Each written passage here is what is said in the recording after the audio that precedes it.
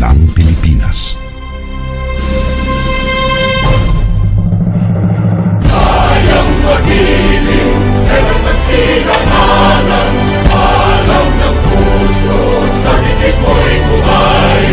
Lupang hinirang, kuya ka ng magiting, sa mandulupin, di ka pasisigil, sa nagatang tulog sa simoy at sa langit ang bangaw, ay hinatang tulak, awit sa paglayang minamahal, ang isang ng patawad mo'y tagumpay na nagtitigil, ang ituwin at araw niya kailan pang ay di magtitilig, lumang ang araw ng walhagit pagsinta, buhay langit sa piling mo, ang inigaya na pagkay mga amin, at mamatay ng dahil sa'yo.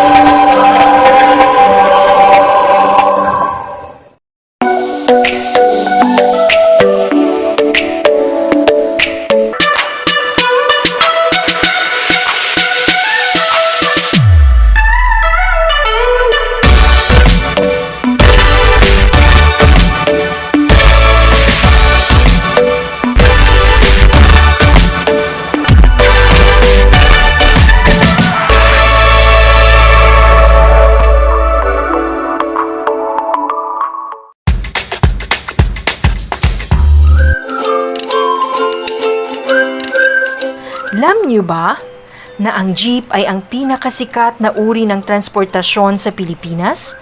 May nagsasabi na ang pangalang jeep ay hango sa salitang jeepy na ang ibig sabihin ay general purpose or government purpose na naglalarawan ng military jeep na ginamit noong World War II. Pagkatapos ng digmaan, iniwan na ng mga sundalong Amerikano ang libu-libong jeep sa kalsada ng Maynila.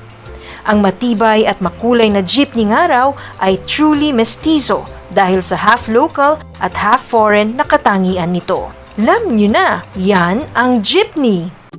Kumusta mga giliw kong tagapakinig? Nagbabalik ang inyong paaralang panghimpapawid Aral TarlakHenyo sa RTV Tarlac, Channel 26, at sa bayang naririnig sa DZTC 828. Radyo Pilipino Tarlac. Tayo rin ay napapanood sa FB Live ng RTV Tarlac Channel 26. Sumasahimpapawid mula sa bayan ng Pura Tarlac, mula sa bayan ng San Clemente. mula rito sa Puro Elementary School, Pura Tarlac. sa bayan ng Kapas Tarlac. Ako, ang inyong guro, na maghahatid sa inyo ng makabuluhang pagtalakay sa ating aralin.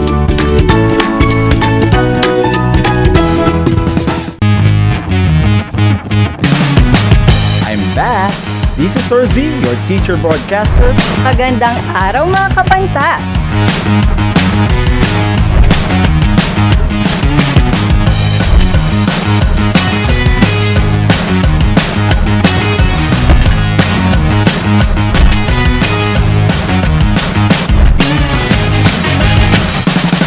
Welcome to Aral TarlakHenyo.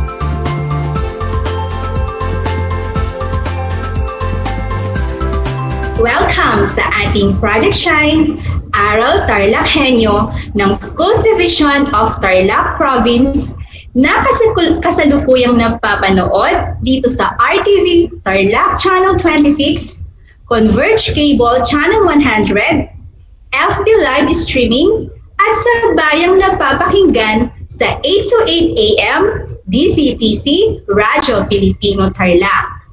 Magandang buhay, mabuting tao! Kumusta kayo mga giliw naming tagapakinig? Ang aking pagbati at paghanga sa inyong pagpapahalaga sa edukasyon at sa pagpupursiging matapos ito ng nagtatagumpay sa kabila man ng mga hamon ng pandemya. Ako ang inyong guro sa edukasyon sa pagpapakatao sa ika-4 na baitang, Ginang Laarni Corpus Baribad, sumasahimpapawid mula sa bayan ng Paniki. Sasamahan at gagabayan ka sa Most Essential Learning Competency na nakapagsasagawa ng may mapanuring pag-iisip ng tamang pamamaraan o pamantayan sa pagtuklas ng katotohanan mula sa balitang napakinggan, padalastas o programang pantelebisyon. Sa pagtatapos ng ating aralin, inaasahan ko na inyong una, maisasagawa ng may mapanuring pag-iisip ang tamang pamamaraan o pamantayan sa pagtuklas ng katotohanan. Ikalawa, mapahahalagahan ang tamang pamamaraan o pamantayan sa pagtuklas ng katotohanan mula sa balitang napakinggan, padalastas o programang pantelebisyon. Natitiyak kong kayo ay handa na mga anak sa ating pagpapatuloy ng ating aralin sa araw na ito. Maging alerto at listo sa anumang impormasyong magbibigay sa atin ng inspirasyon, pag-asa at aral sa buhay na makatutulong sa pagiging mabuting tao. Atin munang balikan ang inyong napag-aralan nung nakaraang linggo. Natatandaan pa ba ninyo ito, mga anak? Ito ay patungkol sa pagninilay ng katotohanan batay sa mga nakalap na impormasyon na babasa sa internet at sa mga social networking sites na ibinahagi sa inyo ni Ginang Marife o Valentin. Sa inyong pagsasaliksik online, gumagamit kayo ng internet. Bilang bahagi ng ating pagbabalik-aral, ano-ano ang dapat mong tandaan sa paggamit ng internet o ng mga social networking sites? Isulat o ikomento ang check kung ito ay nagpapakita ng wastong paggamit ng internet o ng mga social networking sites at X naman kung hindi. Una, kailangan maging mapanuri sa mga binabasa o pinupuntahang sites dahil marami ring sites ang naglalahad ng kalaswaan at karahasan. Kung check ang iyong sagot ay tama ka. Ikalawa, hayaan na lamang ang sarili na abusuin ang paggamit ng teknolohiya. Kung ang inyong sagot ay X, magaling mga anak. Ikatlo, nakapagdudulot ng magandang epekto ang teknolohiya kapag ginamit ito sa wastong paraan. Kung check ang inyong sagot, binabati ko kayo. Ika-apat, gumagamit ng telebisyon at internet na may gabay ng mga magulang o nakatatanda. Kung ang sagot ay check, mahusay mga anak. Ikalima, maging mapanuri sa ating mga pinapasok na site o blog site. Kung check ang inyong sagot, binabati ko kayo. Napakahusay mga anak sapagkat alam kong tanda nyo pa ang inyong nakaraang aralin. Ngayon, ay alam kong handa na kayo para sa panibagong paglalakbay tungo sa bagong kaalaman at karunungan. Tara na at magpatuloy tayo. Nais kong pagmasdan ninyo ang mga larawang naka-flash sa inyong mga screen. Ano-ano ang mga nakikita ninyo mga anak? Maaari ninyong i-comment ang inyong mga sagot. Kung ang sagot ninyo ay, ito ay mga larawan ng radyo, telebisyon, computer, pahayagan o dyaryo ay tama ka. Ang mga ito ay nagsisilbing instrumento sa bawat isa na maaaring magamit sa pagtuklas ng katotohanan mula sa mga balitang ating napapakinggan o maging ng patalastas at programang pantelebisyon. Hindi natin maikakaila na mula sa mga ito ay nakakakuha tayo ng iba't ibang balita o impormasyon na nakatutulong sa ating pamumuhay sa araw-araw. Mahalagang mahanap o matuklas mo ang katotohanan sapagkat ito ang nagiging batayan sa bawat desisyong ginagawa at gagawin mo sa araw-araw. Kung kaya, mahalaga at nararapat na maisagawa ng bawat isa ang pagkakaroon ng isang mapanuring pag-iisip ng tamang pamamaraan o pamantayan sa pagtuklas ng katotohanan mula sa balitang napapakinggan, nababasa o napapanood o maging sa patalastas o programang pantelebisyon. Ang pagiging mapanuri ay makatutulong sa bawat isa para sa tamang pagpapasya sa bawat ginagawa o sa bawat sitwasyong kinakaharap. Ngunit ano nga ba ang ibig sabihin ng pagkakaroon ng mapanuring pag-iisip? Paano mo na isasagawa ang pagiging mapanuri? Ang pagiging mapanuri ay ang pagiging masiyasat sa mga bagay na bago sang-ayunan ay nasusuri mo muna ng lubos upang makagawa ng tamang desisyon. Ang mapanuring pag-iisip ay ang hindi padalos-dalos na desisyon ng isang tao. Dapat ito ay sinusuri ng may sapat na ebidensya upang bigyang diin ang pangangatwiran. Sa pamamagitan ng mapanuring pag-iisip, maiiwasan ang mga maling desisyon sa kung anumang bagay o pangyayari na maaari tayong mapabilang. Ito rin ang magbibigay balanse sa kung ano ang tama at mali. Ano ang iyong dapat gawin upang matuklasan ang katotohanan? Ang isang taong nagnanais na matuklasan ang katotohanan ay kailangang may bukas na isipan. Hindi lang siya tumatanggap ng impormasyon na ibinibigay o natutuklasan niya. Nakahanda siyang mangalap ng dagdag na kaalaman upang higit na magkaroon ng linaw ang impormasyong ito. Sa madaling salita, mayroon siyang sariling pamamaraan o pamantayan sa pagtuklas ng katotohanan. Ngayon ay pakinggan ninyo ang babasahin kong maikling talata. Ito ay hango sa inyong Module 4 sa edukasyon sa pagpapakatao sa bahaging tuklasin na matatagpuan sa pahina 3. Ang pamagat nito ay Maling Balita na isinulat ni Leia B. Perez. Makinig na mabuti mga anak sapagkat ako ay may mga katanungan pagkatapos. Maling Balita ni Leia B. Perez. Si Ronron ay mahilig makipaglaro sa labas ng kanilang bahay. Isang araw, narinig niya sa kanilang kapitbahay na may bagyong darating kinabukasan. Kaya agad siyang umuwi upang ipaalam sa kanyang nanay at tatay.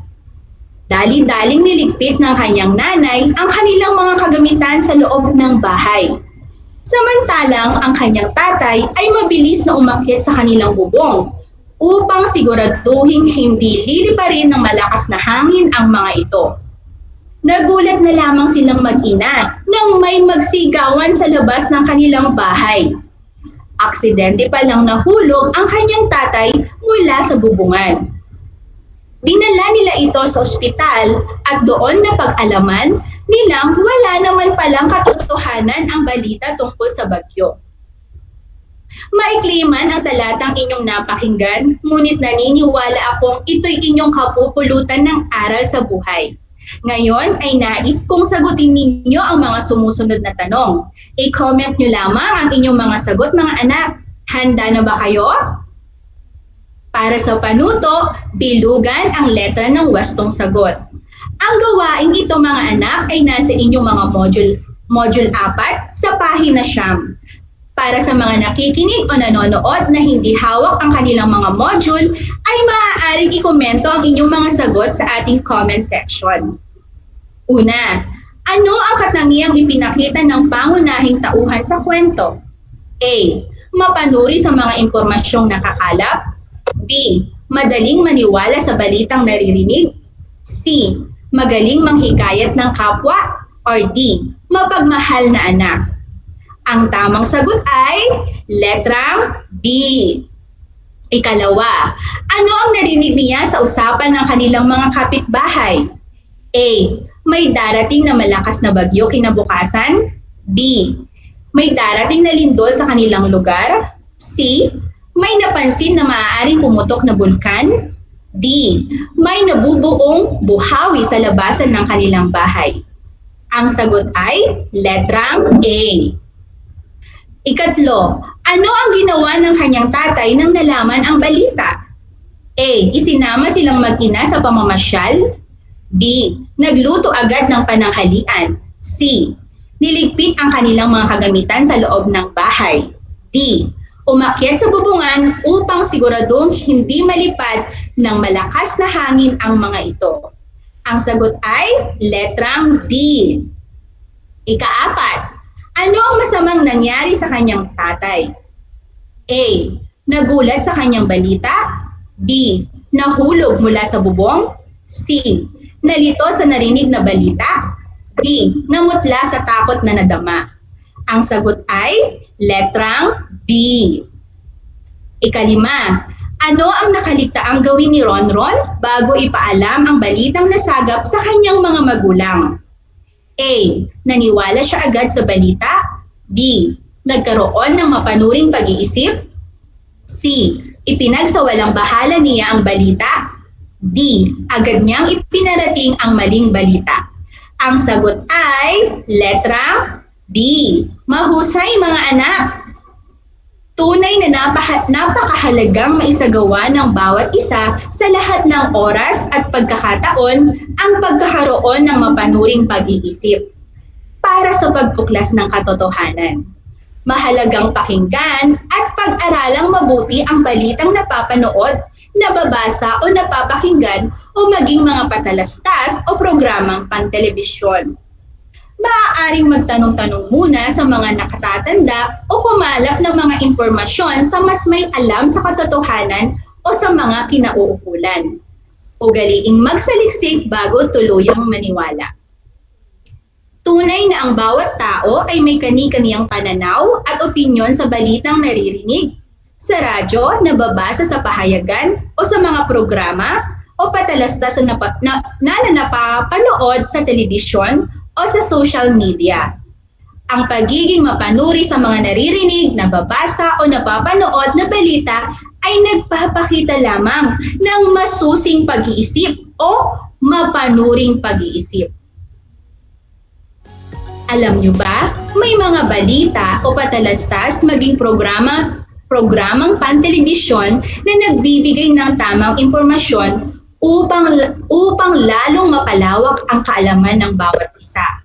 Subalit, alam nyo rin ba na may mga balita o patalastas na walang katotohanan at ang layunin ay paninira o walang magandang naidudulot sa bawat isa?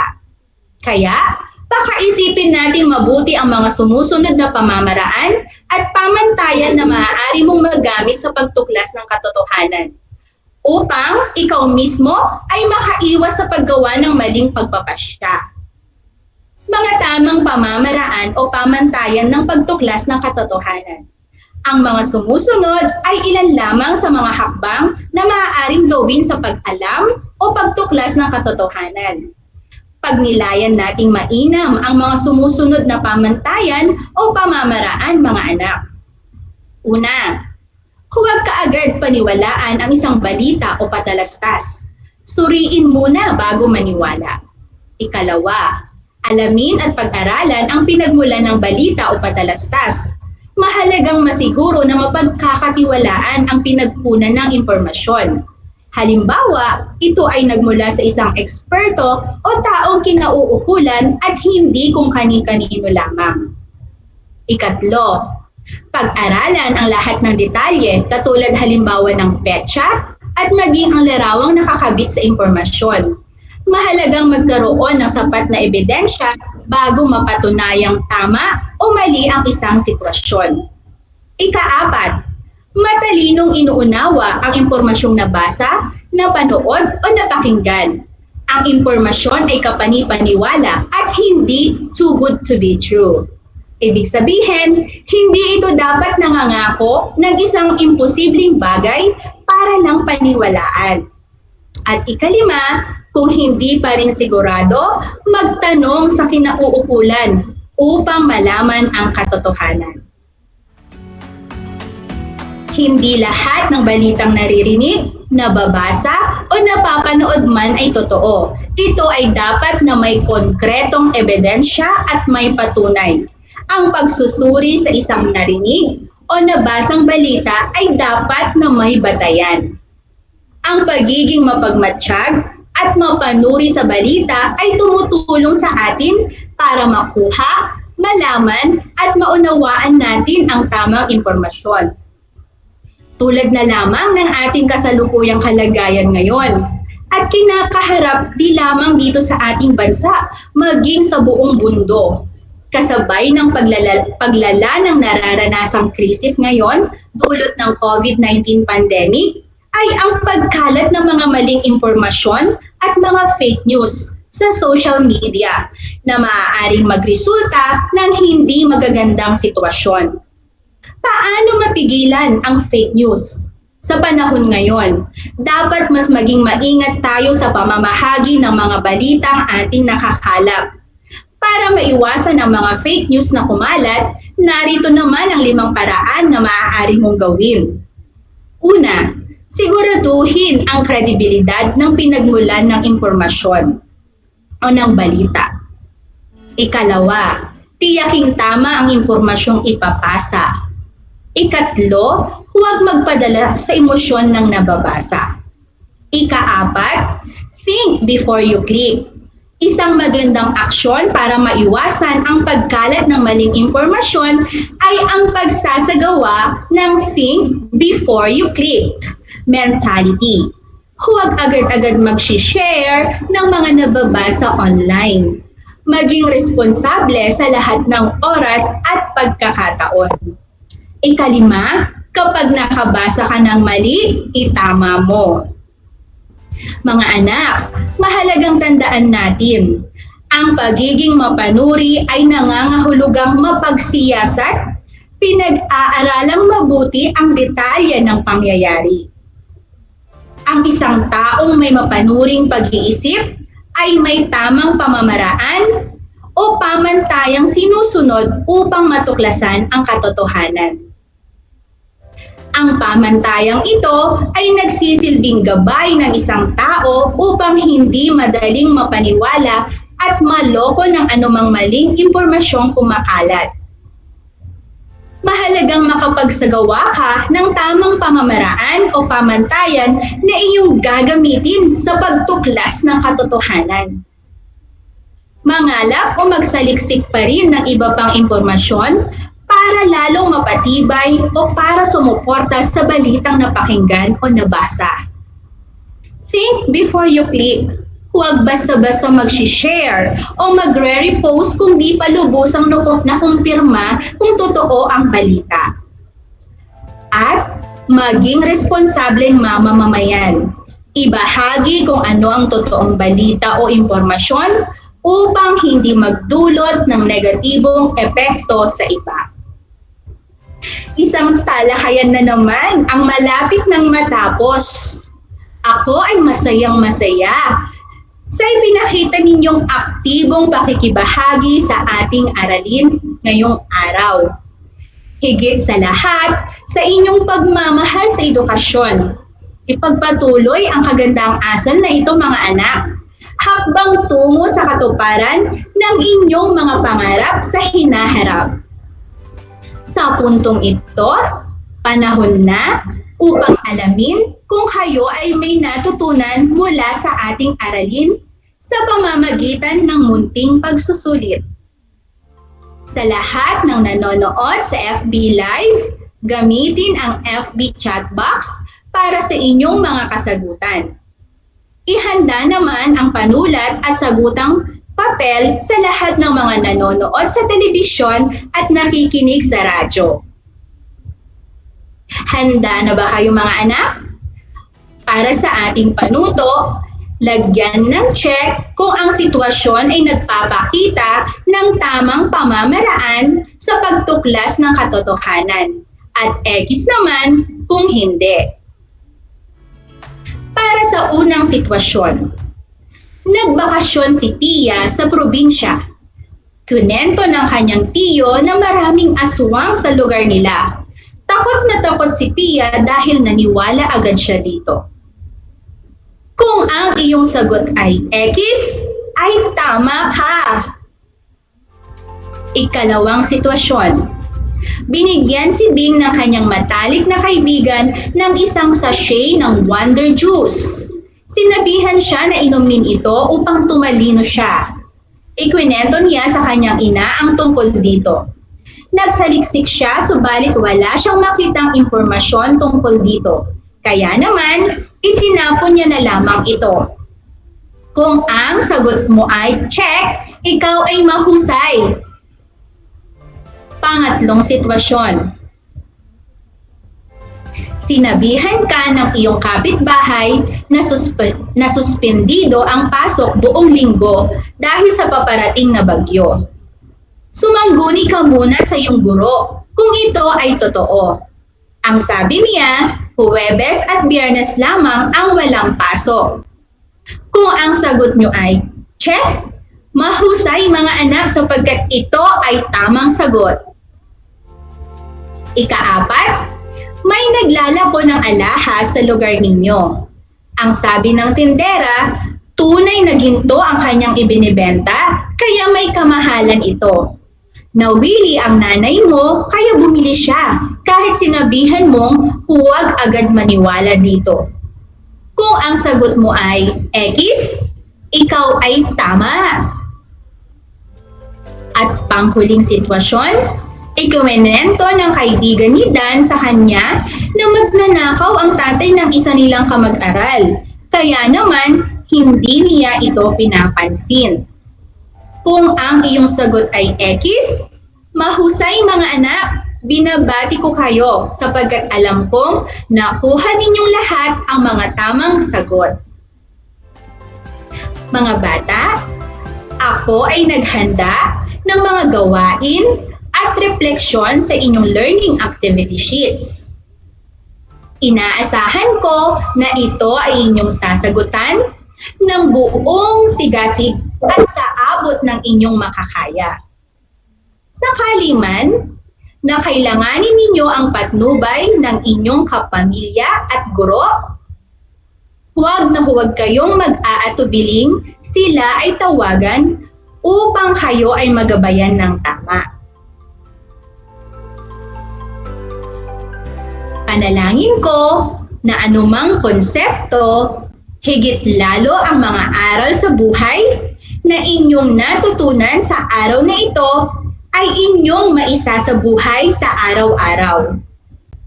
Muli, ako ang inyong guro sa edukasyon sa pagpapakatao, Ginang Laarni Corpus Baribat, sumasahimpapawid mula sa bayan ng Paniki, na nagpapaalala sa inyo na laging piliing maging mabuting tao sa lahat ng panahon at pagkakataon. Hanggang sa muli!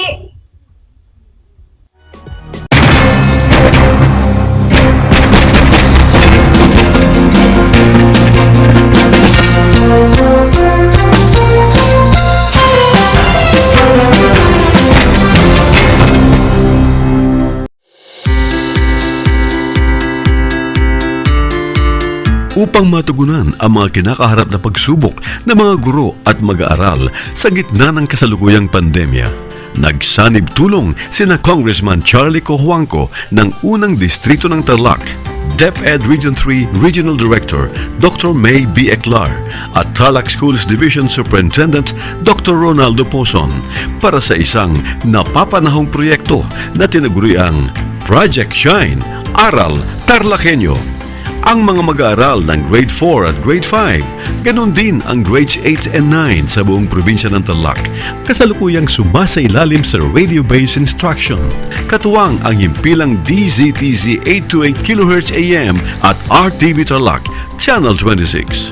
Ang Tarlac po nangunguna po ngayon pagdating po sa radio-based instruction. Marami pong humahanga sa atin. I'm very happy this station, itong DCTC, could reach the whole of Region 3. Hindi natin alam, we are contributing. We are creating a very big dent in the history of Philippine education. And I am proud. I am here in Tarlac. This is the noble cause of education in which you and I, without you knowing it, we are bound to do.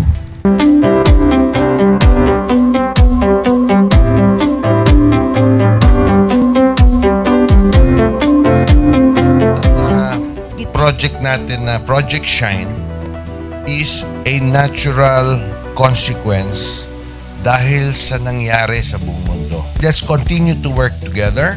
I think it's very Filipino to practice bayanihan in anything or most of the things that we do.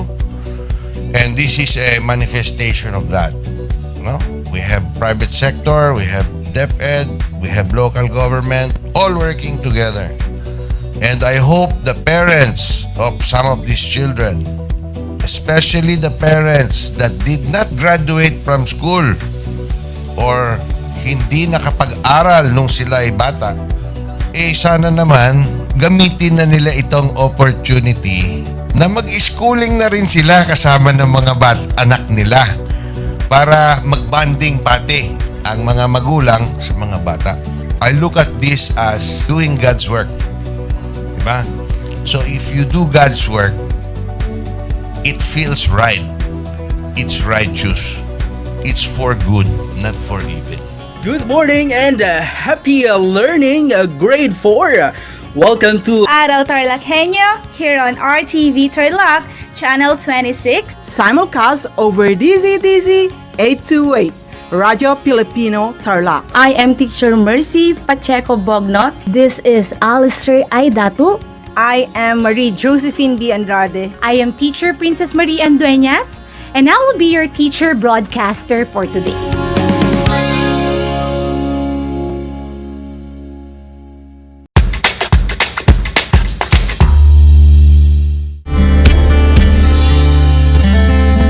Alam niyo ba na ang Pilipinas ay mayroong 7,641 islands? Mula sa bilang na 7,107 islands, nadagdagan ito ng 534 na isla noong 2017. Tanging 2,000 lamang sa mga islang ito ang natitirhan. Alam niyo na! Yan ang mga isla sa Pilipinas. Did you know that children learn more when they initiate an activity and are actively engaged in it? This is your science teacher broadcaster, Princess Diana L. Ronquillo for Aral TarlakHenyo. Let's learn science together on Aral TarlakHenyo. Catch us live every Monday to Friday from 8:30 a.m. to 5:30 p.m. Watch Aral TarlakHenyo on RTV Tarlac, Channel 26, simulcast over Radyo Pilipino, DZTC 828 kHz, and streamed live on FB page and YouTube channel of RTV Tarlac, Channel 26.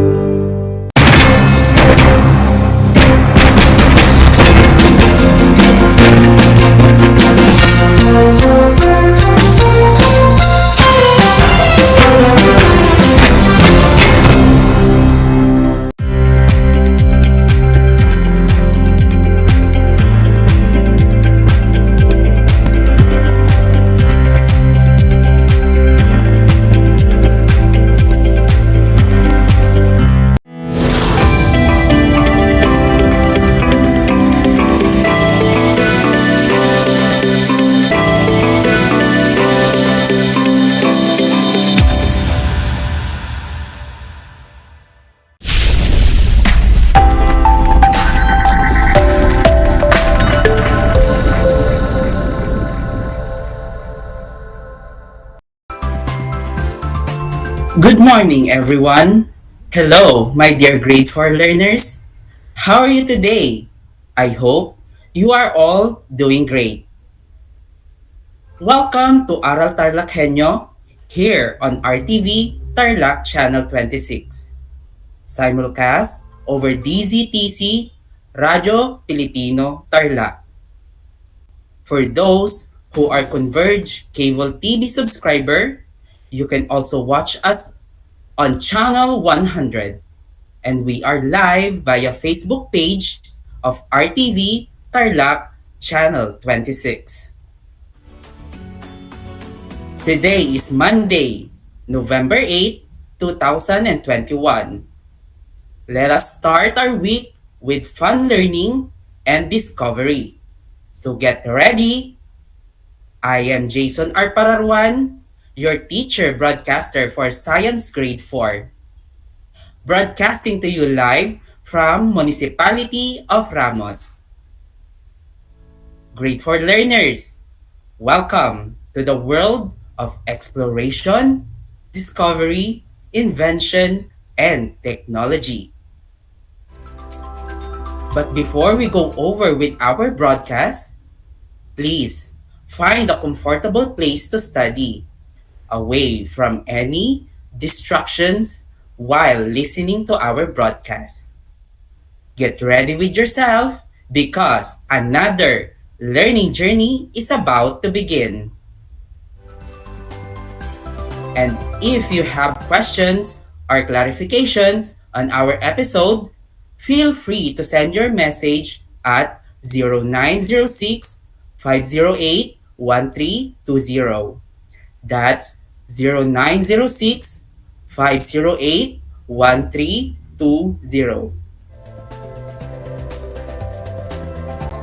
As we about to start with our lesson, make sure you have with you your pen, paper, notebook, and your module in Science 4, Quarter 1, Module 4.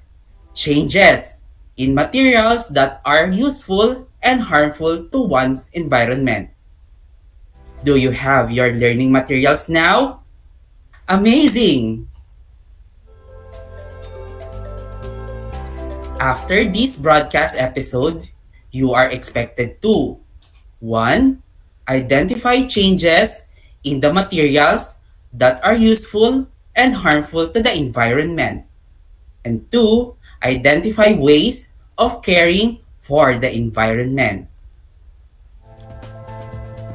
But before we proceed, let us first check your knowledge by answering an activity that aims to check what you already know about the lesson for today.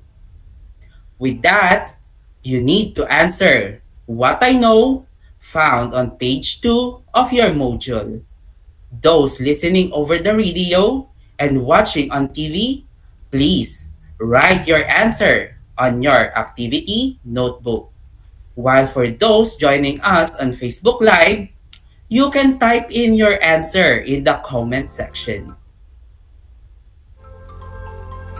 The direction is write yes if the statement is correct and no if it is not. We will give you 5 seconds to answer every item. Young scientists, are you ready? Alright, let's do it! To start with, let's have statement number 1. Avoid buying disposable items. Again, avoid buying disposable items. Your 5-second timer starts now.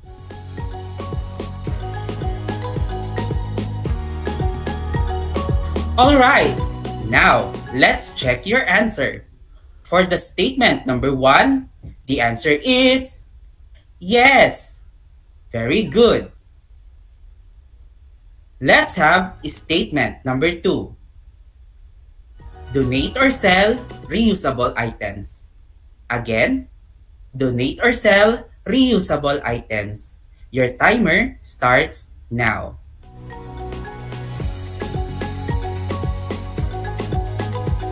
Time's up again. Now, let's check your answer for statement number 2. Donate or sell reusable item. The answer is yes. This time, let's have statement number 3.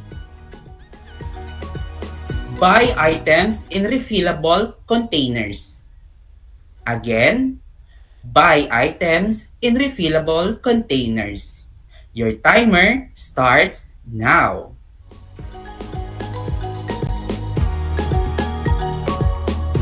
Time is up, young scientists. The answer for statement number 3 is yes. Let's move on to statement number 4. Cutting down of trees brings good effects to the environment. Again, cutting down of trees brings good effect to the environment. Your timer starts now.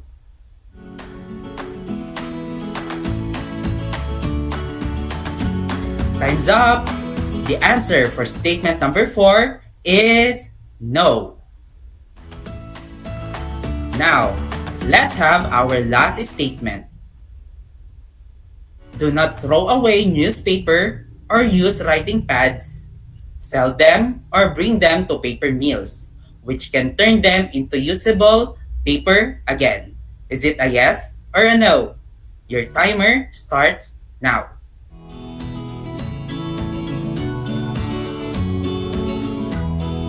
Time's up, class! The answer for the last statement, do not throw away newspaper or use writing pads, sell them or bring them to paper mills, which can turn them into usable paper again, is yes. You are all correct. That was a good start, grade 4. How many correct answers did you get?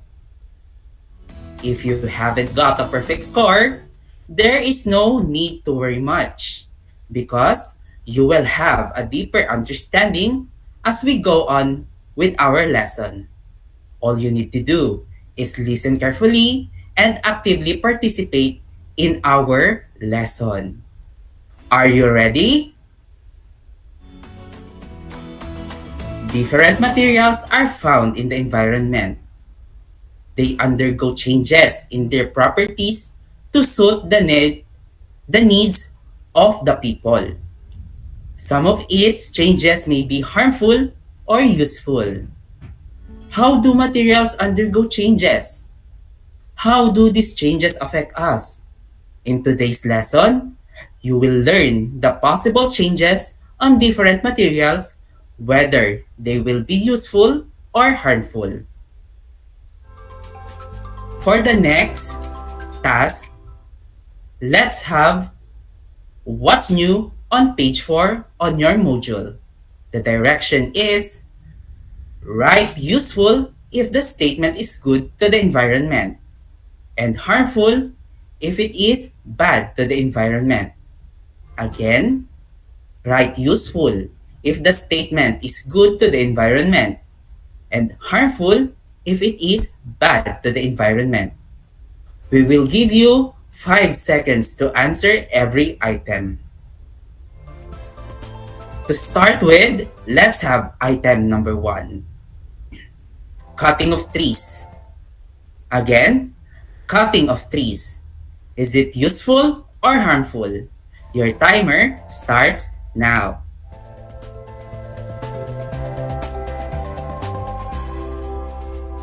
Time's up. All right. For number 1, the answer is harmful. You are absolutely correct, my young scientist. What a good start.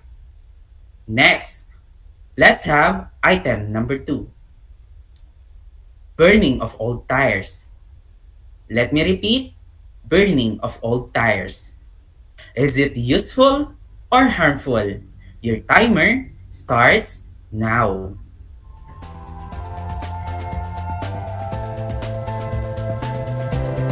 Time's up. For number 2, if you answer harmful, great, you are correct. For item number 3, burning of plastics. Again, burning of plastics. Is it useful or harmful? Your timer starts now.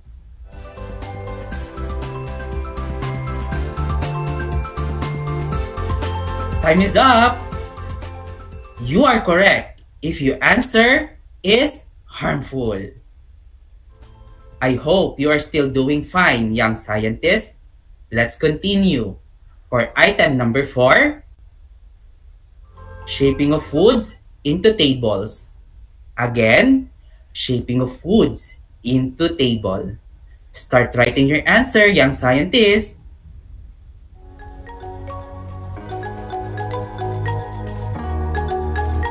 Time is up. If your answer is useful, you are correct. Awesome, young scientist. Now, let us move on to item number 5. Throwing of toxic waste into rivers and land. Again, throwing of toxic waste into rivers and land. Is it useful or harmful? Your timer starts now.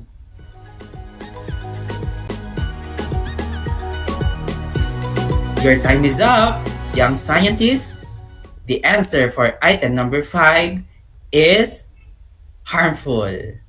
Indeed, it is harmful to throw toxic waste to the environment. And for the last item, number 6, cutting a piece of cloth into handkerchief.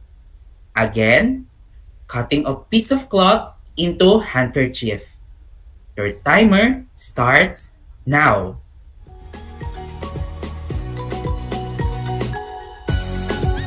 Time is up, young scientists. The answer for number 6 is useful. Great job! Did you get a perfect score?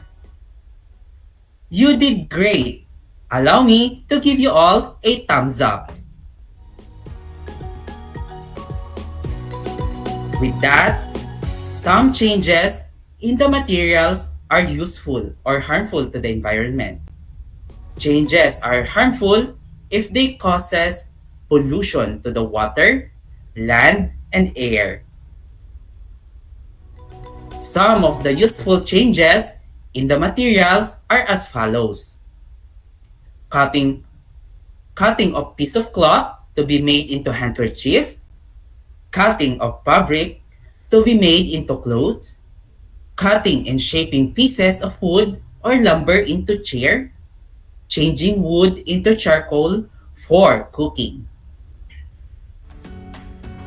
On the other hand, some of the harmful changes include burning of old tires and other plastic materials or trash, throwing of kerosene and detergents into the sewage. When the soil or land is dumped, it becomes polluted. Polluted land serves as breeding places for flies, cockroaches, and rats. These pests carry germs that causes diseases, hence hazardous to one's health. Growing plant is not also possible in polluted land. On the other hand, when the water in the river is dumped with garbage, the river becomes polluted. If we drink contaminated water with germs, we are likely to get sick or diseases. Polluted water also kills living organisms like fish and water plants. And when the surrounding air is blanketed with smoke from factories and motorized vehicles, ashes and other dust particles, the air becomes polluted. Polluted air causes skin itchiness, lung infection, cancer, and other respiratory diseases. As a young scientist, what are the things you can do in taking care of our environment? If you said, don't dump waste everywhere, don't burn garbage, especially plastic, plant more trees, segregating our waste properly, all your answers are correct. These are some ways we can take care of our environment. So, young scientists, let's do our part in making these things possible. At this moment, let us see if you really understand what we have discussed for today. To process what you have learned from today's lesson, let us answer Activity 1, I can tell, under What's More, found on page 8 in your modules. Here is the direction. Identify the following pictures, whether they are useful or harmful to the environment. Let me repeat. Identify the following pictures, whether they are useful or harmful to the environment. Again, we will give you 5 seconds to answer each item. Are you ready? Let us start. For item number 1, what do you think is the answer? Is it useful or harmful? Your 5-second timer starts now.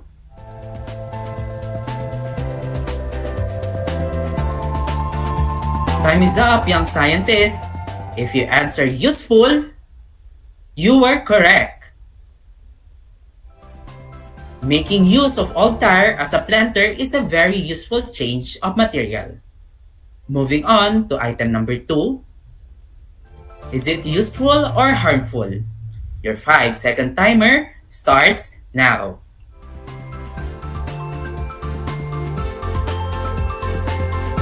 Time is up. The answer for item number 2, burning of different kinds of garbage is harmful. Great thinking, young scientists. This time, let's have item number 3. Making beautiful handicraft out of plastic bottle. What do you think it is? Useful or harmful? Your timer starts now.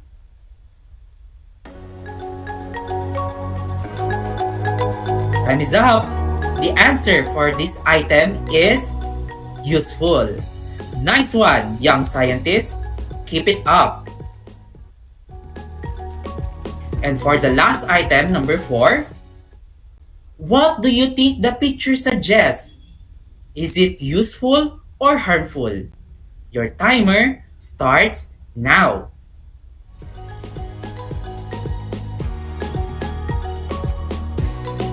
Time is up. The answer for item number 4 is harmful. Nice one, young scientists. Throwing garbage anywhere is harmful. You were correct. Let me congratulate you for accomplishing all the tasks, and I know you fully understood the changes in the material that are useful or harmful to the environment. Truly, you all deserve a mabuhay clap. Okay, let's do it together, young scientists. Stand up. On my mark. Ready? Go! 1, 2, 3. 1, 2, 3. Mabuhay! At this moment, young scientists, let's have your assignment. Answer Activity 2 found on page 9 and 10 of your module. Given are the pictures of different material present in the community. Here are the things you need to do. Number 1, make a table in your notebook similar to the table shown in the module. Number 2, based on the picture in column 1, think of the change you can make out of the given materials. And number 3, describe whether such changes in the materials are useful or harmful to the environment by putting a check mark on the proper column. For the first picture, what changes you can do to the empty bottles of insecticides? Second picture, what are the things you can do with a box? How about the third picture? Empty bottles. For the fourth picture, what are the things you can do with those tin cans? And for the last picture, what are the things you can do with rubber tires? Again, what are the things you can do with rubber tires? That concludes our broadcast learning episode. I hope you were able to identify changes in the materials that are useful or harmful to the environment. Give yourself a thumbs up and tell yourself, I did a great job. Say it louder, young scientists. I did a great job. I want you to know that you all did great in today's lesson. Good job, my amazing grade 4 young scientists.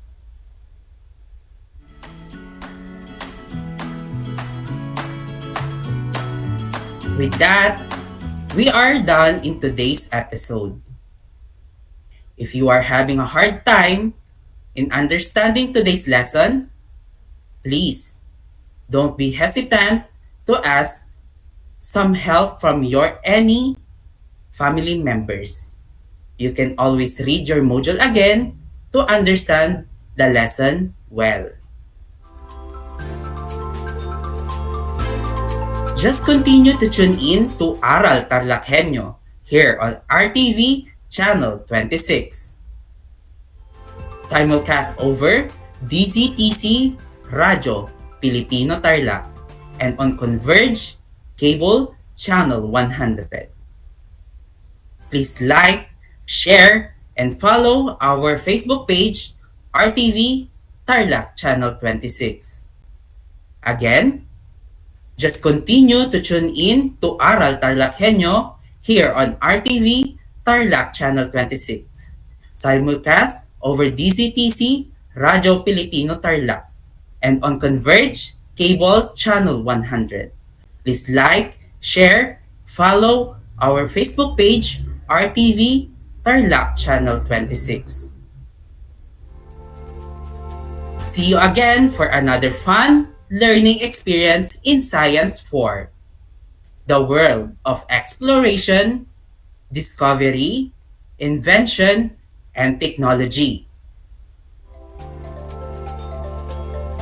Always remember, do all your assigned tasks on time, no matter what the situation we are facing right now.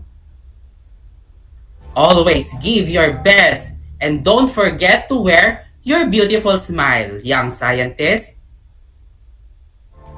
Keep safe, everyone, and enjoy learning in the new normal.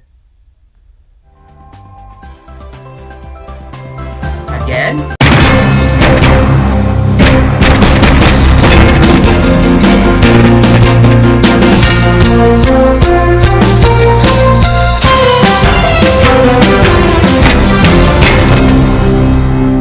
nais mo bang magpabakuna? Alam mo bang may mga tinatawag na priority eligible groups? Sa bawat priority group, may mga sektor na nakahanay. Kung ikaw ay kabilang dito, wag nang magdalawang isip pa. Halina't magpabakuna na. Ngayong Hunyo, sisimula na ang pag-rollout ng mga bakuna sa A4 group. Kabilang sa A4, ang essential frontliners tulad ng mga sumusunod. Mga nagtatrabaho sa pribadong sektor na nasa labas ng kanilang mga tahanan. Mga nagtatrabaho sa mga ahensya ng gobyerno, GOCCs at local government units. Mga nagtatrabaho sa mga informal na sektor sa labas ng kanilang mga tahanan. At mga nagtatrabaho sa mga pribadong tahanan. Kaya kung ikaw ay kabilang sa grupong ito, tumawag o makipag-ugnayan sa inyong LGU at sa inyong kumpanya upang malaman ang mga detalye tungkol sa inyong vaccination program, katulad ng petsa, oras at lugar kung saan ka magpapabakuna. Humingi ng medical clearance sa inyong doktor kung ikaw ay may autoimmune disease, HIV, cancer, malignancy, dumaan sa organ transplant, kasalukuyang dumadaan sa steroid treatment o nakaratay sa higaan. Huwag kalimutan ang iyong proof of eligibility o mga dokumentong nagpapatunay na ikaw ay kasama sa priority group na ito. Huwag din kalimutang dalhin ang iyong government ID, pati na ang face mask, face shield, sanitizer at ballpen bago ang iyong vaccination. At paalala, pagkatapos ng pagbabakuna, huwag mag-atubiling magtanong na makaragdagang impormasyon tungkol sa bakuna na ginamit sa iyo. Hingin at itago ang contact information ng personnel na tatawagan kung sakaling ikaw ay makaramdam ng seryosong side effects. Huwag ring kalimutan ang vaccination card at alamin ang petsa ng iyong second dose ng pagbabakuna. Higit sa lahat, ugaliin pa ring sundin ang minimum public health standards tulad ng wastong paghuhugas ng kamay, pagpapanatili ng safe physical distancing at pagsusuot ng face mask at face shield. Ano pang hinihintay mo? Tara na sa Vida Vaccination!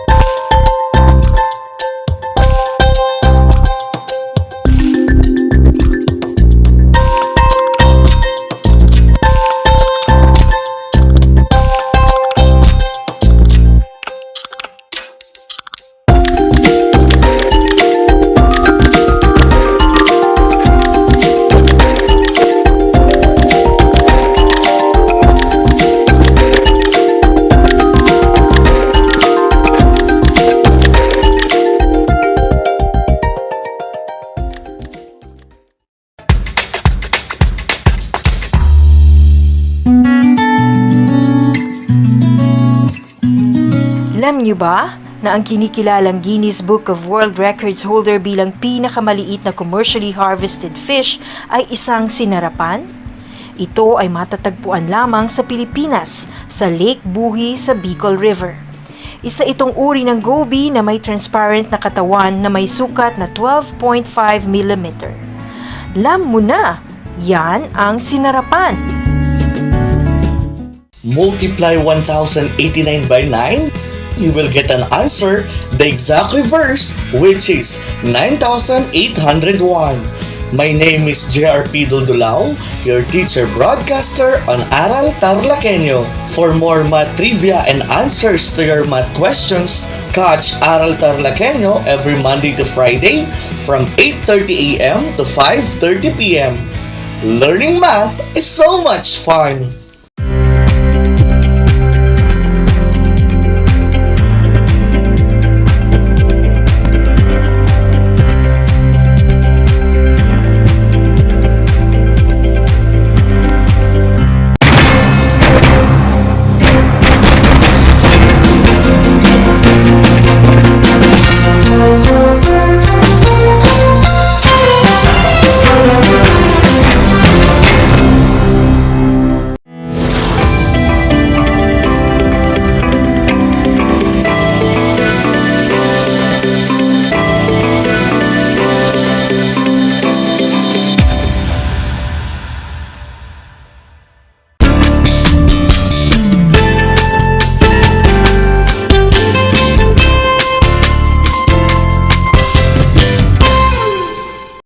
A blessed morning. Welcome to Aral TarlakHenyo, here on RTV Tarlac, Channel 26, and on Converged Cable TV, Channel 100. Simulcast over DZTC 828 Radio Filipino Tarlac. I am Miss Camille N. De La Rosa, your teacher broadcaster for today's Mathematics Radio-Based lesson for Grade 4 learners. Broadcasting live here in Herona, Tarlac. Happy Monday morning, 8th day of November 2021. We are now on the 9th week of first quarter. Get ready to listen and try to be focused and be at its best. In going through this learning adventure, you are expected to solve multi-step, routine, and non-routine problems involving division and any of the other operations of whole numbers, including money, using appropriate problem-solving strategies and tools. Take note that it is the same lesson last Wednesday, but today, I will showing you more examples for you to deepen your understanding in this lesson. Ready? Okay, the next 25 minutes is full of fun, activities, and examples which will help you learn, understand, and value the importance of problem solving in our daily lives. Welcome to the world of mathematics. Let us walk through our lesson for today. Are you ready now to be with me on the process of solving multi-step, routine, and non-routine problems involving division and any of the other operations of whole numbers? Okay then, do prepare your paper, pen, LM or learner's materials in Mathematics 4, and last or learning activity sheet. Also, don't forget to bring your water bottle beside you to be hydrated. I will give you 3 seconds to prepare.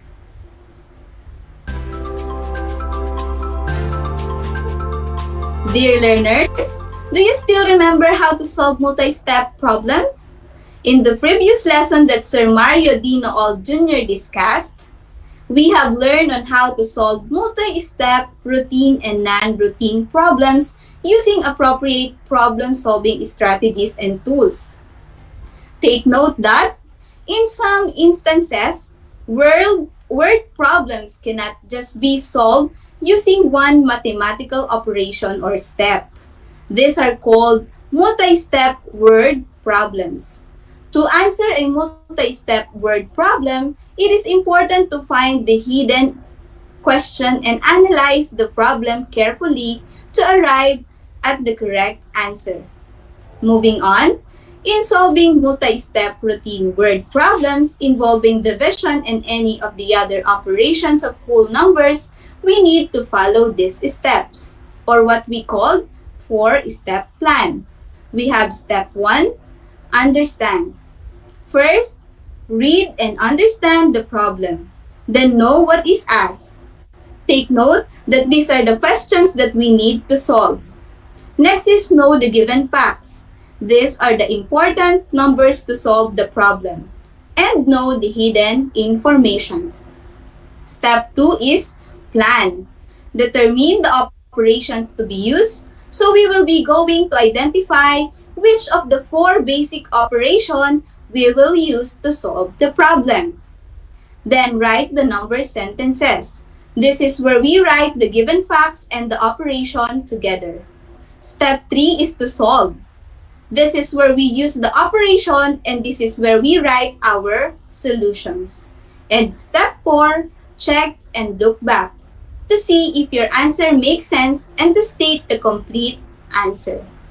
Take note, those steps are for multi-step routine word problems, while multi-step non-routine problems can be solved by listing, making a table, guess and check, and other pictorial representations. When we say listing method, it involves making an organized list of possible answers. It can also quickly eliminate possibilities that do not solve the problem. And when we say making a table, it involves organizing the data of a problem in an organized chart or table. It can be used with other strategies such as guess and check and looking for a pattern. Third one is guess and check. It involves guessing, checking, guessing again, checking again, repeating the process until the correct answer is arrived at. And the last one is pictorial representation, wherein you can represent a problem by means of a picture, a diagram, or a sketch that can help in visualizing the problem. I repeat, in multi-step non-routine problems, we can solve it by listing, making a table, guess and check, and other pictorial representation. Now, dear learners, let us try to solve problems. Well, I hope you are ready to face the challenge. Let's begin. The first problem that we are going to solve will be named as Problem A. Let us read the problem together, grade 4 learners. Joland and Johan agreed to have equal shares from selling banana Q to their neighbors for 15 pesos each. How much will each of them receive if Joland and Johan were able to sell 30 pieces and 36 pieces respectively? Is it quite confusing, right, grade 4 learners? But don't worry, since it is a sample of multi-step routine problem, we can solve that using the 4-step plan. But before we begin, I have a question. During this time of pandemic, what activities can you do in order to help your parents? Are you like Jolan and Johan helping their parents to earn money for their family? If yes, very good. Helping people is important because it's good to do good deeds for others, especially for our family. I hope you are all doing that. And remember, like what I've said last time, that helping others makes us happier and healthier too. Take note, it is very important for us to be happy together with our family and healthy, especially in this time of pandemic. Now, are you ready to solve problem A using the 4-step plan? Let's begin with the first step, which is understand the problem. In here, we have number 1, read and understand the problem. Let us read again the problem together.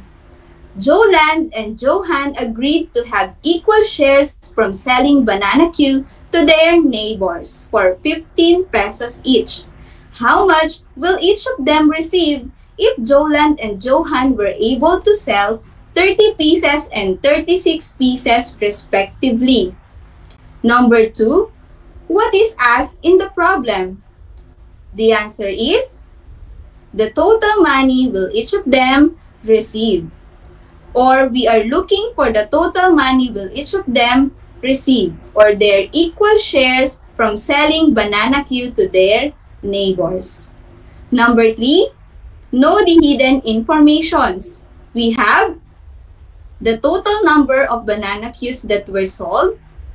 Next is the total cost of banana Q that were sold, and their equal shares for selling banana Q. Number 4 is find the necessary information. What are the given facts? We have 15 pesos for the cost of each banana Q, and 30 pieces and 36 pieces for the number of banana Qs were sold by Joland and Johan. Now that we understand the problem, let's proceed to the second step, which is the plan. Under plan, we have number 1, determine the operations to be used. Since it is multi-step routine problem, in our problem A, we will use 3 operations.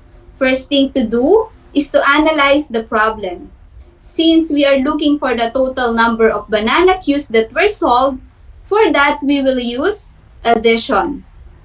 Then, to get the total cost of banana Q that were sold, we will multiply it to the total number of banana Qs that were sold. And finally, to get their equal shares, we will divide the total cost of banana Q by 2. And that is for Joland and Johan. Therefore, the operations that we are going to use are addition, multiplication, and division. Number 2, write the number sentences. So in number sentences, we have quantity of 30 plus 36 for the total number of banana Qs that were sold. Then multiply it by 15 pesos for the cost of each banana Q equals N, where N stands for the total cost of banana Q that were sold. Then we will divide N, or the total cost of banana Q that were sold, by 2 for Joland and Johan to get their equal shares.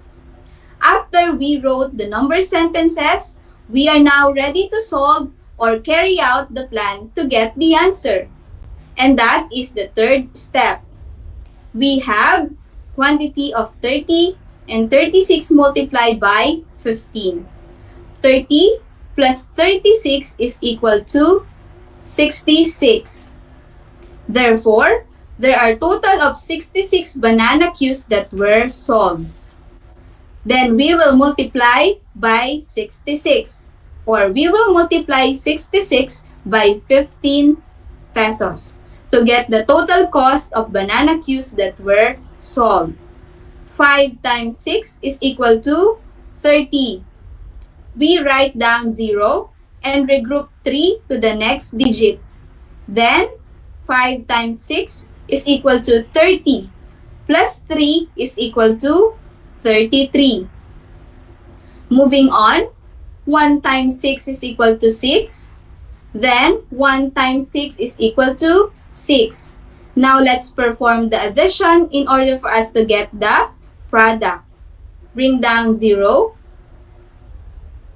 Then, 3 plus 6 is equal to 9. Then, 3 plus 6 is equal to 9. Therefore, the total cost of banana Q that were sold is 990 pesos.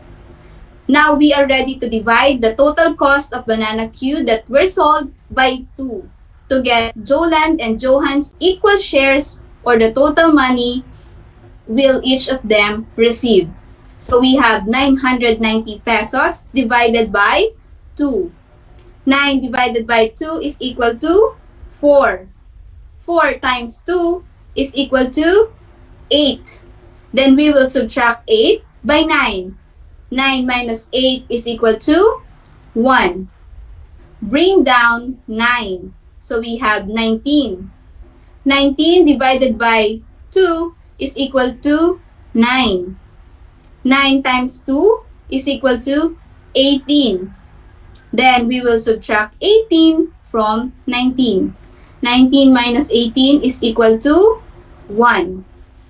Bring down 0. So we have 10. 10 divided by 2 is equal to 5. 5 times 2 is equal to 10. Then we will subtract 10 from 10. So 10 minus 10 is equal to 0.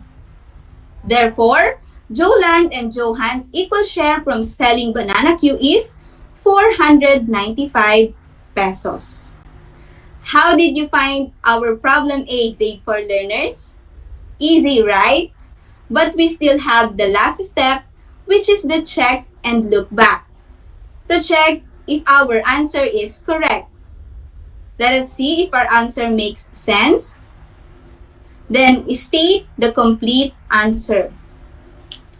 So the complete answer is Joland and Johan's equal share from selling banana Q is 495 pesos. Very good, grade 4 learners. I hope you understand our first example and see it without difficulty.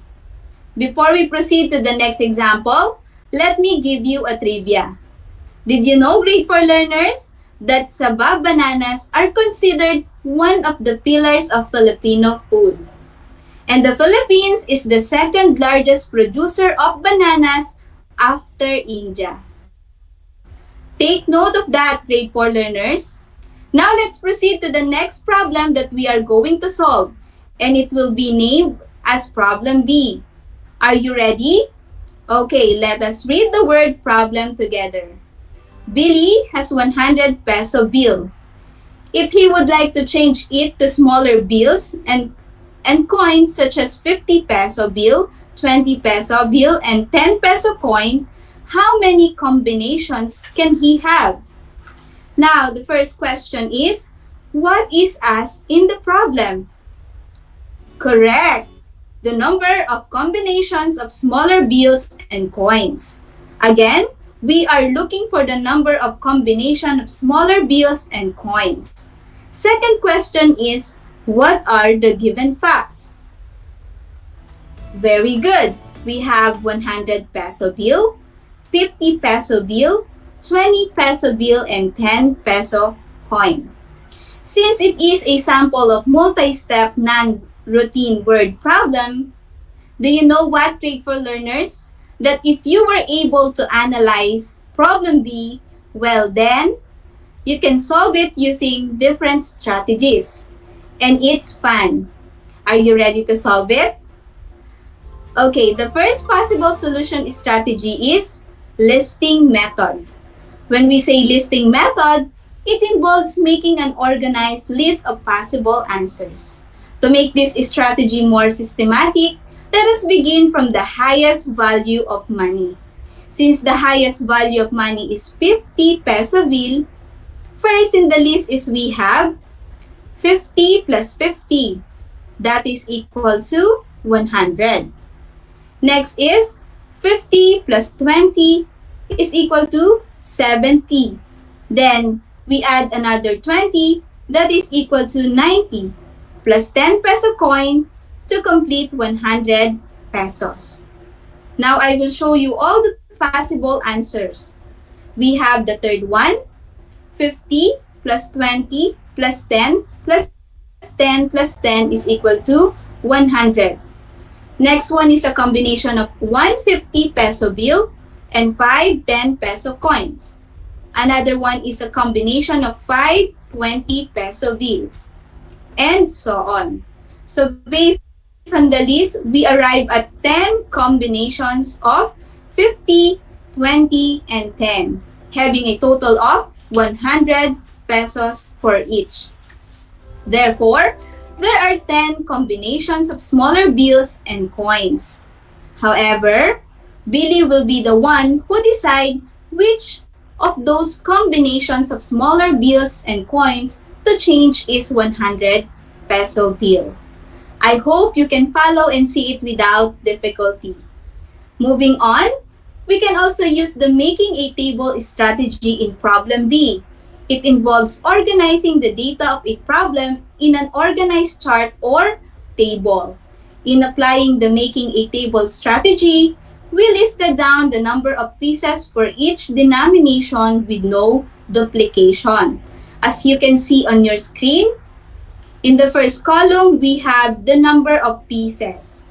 Take note that in using table, column is the vertical series of cells on it, while row is a series of data put out horizontally in a table. Moving on to the second column, we have 50 pesos. Third column, 20 pesos. Next is 10 peso. And for the last column, we have the total. As you can see, again, we have 10 combinations. In the first row, we have 2 pieces of 50 pesos, a total of 100 pesos. Next row, we have 1 50 pesos, 2 20 pesos, and 1 10 peso coin. Also a total of 100 pesos. And so on. Using the same problem, we can also use the pictorial representation strategy, wherein you will draw or cut a picture of 50 pesos, 20 pesos, and 10 peso coin as representation in visualizing the problem. Just like what you can see on your screen now, as shown in the illustrations, there are also 10 combinations formed.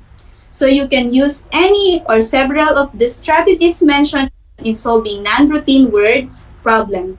You just need to analyze and understand the problem well so that you can determine which strategy will be suited for your solution. Again, the solution or strategies that we use to solve problem B are listing method, making a table, and pictorial representation. Remember, grade 4 learners, that there are still more solution strategies that you can use to get the answer. As long as you got the correct answer, even if you use different strategies, your answer is still correct. I hope you are enjoying our lesson and see it without difficulty. Before we move on to our activity, I will share with you another trivia. Did you know, grade 4 learners, that the Philippine peso fuerte was the first paper currency of the Philippines and the Spanish East Indies during the later Spanish colonial period? It circulated with other Spanish silver and gold coins, was issued by El Banco Español de Isabel II. Now you know, grade 4 learners, that the Philippine peso fuerte was the first paper currency of the Philippines, as you can see the picture of it on your screen. There you have it, grade 4 learners. Now to check if you really understand our lesson, let's have an activity. We will compare problem A with problem B. Again, we will compare problem A with problem B. To our viewers in our Facebook Live, you may type in your answer on the comment section below. And to those who are tuned in to DZTC 828, write down your answer on your paper. Just choose the letter of the correct answer. I will give you 3 seconds to answer. Let's begin. Number 1 question, which is the multi-step problem? Is it problem A or problem B? Your time starts now. Correct. Problem A and problem B. The 2 problems are both multi-step problems. Why? Because we are using 2 or more operations in solving the given problem. Number 2 question, which problem can be easily interpreted and solved? Is it problem A or problem B? Your time starts now. Very good. The correct answer is problem A. It is a multi-step routine problem. That is why it can be easily interpreted and solved. Number 3 question, which problem can be solved using different strategies? Your time starts now. Okay, the correct answer is problem B. Like what we did a while ago, we used 3 different strategies to solve problem B. Very good, grade 4 learners. Next question is, which problem is a multi-step routine problem? Correct. Problem A is an example of multi-step routine problem. Last question, which problem is a multi-step non-routine problem? That's right. Problem B is an example of a multi-step non-routine problem. That's it, grade 4 learners. You have learned how to solve multi-step routine and non-routine problems involving division and any of the other operations of whole numbers, including money. To our grade 4 pupils, I admire you for being good listeners. Now it's your turn to answer activity number 2 on your Mathematics 4 Learning Activity Sheet. Simply follow the 4-step plan and different strategies that will help you arrive with the correct answer. For many learners who struggle with mathematics, word problems are just a jumble of words and numbers. However, this lesson will help you make sense of these problems by teaching you appropriate problem-solving strategies and tools. Indeed, as you move forward in your mathematical learning, you will also need to apply problem-solving processes to more and more complex situations for you to become ready in the future. So I guess you are now ready to answer your activities. Dear parents and guardians, kindly assist and guide our learners. Congratulations, kids! You did a great job and I hope you learned a lot today. Once again, this is Miss Camille N. De La Rosa, your mathematics anchor teacher for today. Till next time, stay safe and God bless everyone.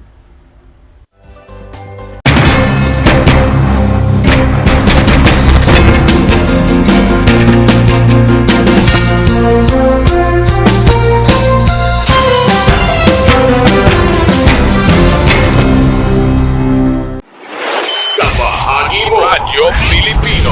Impormasyong may kalidad, serbisyong may halaga, saan mang bahagi ng Pilipinas. On air. Saan mang bahagi ng mundo. Online. Anumang uri ng pamumuhay. Kasama, katuwang, kapinoy. Kabahagi mo. Radyo Pilipino. Radyo Pilipino.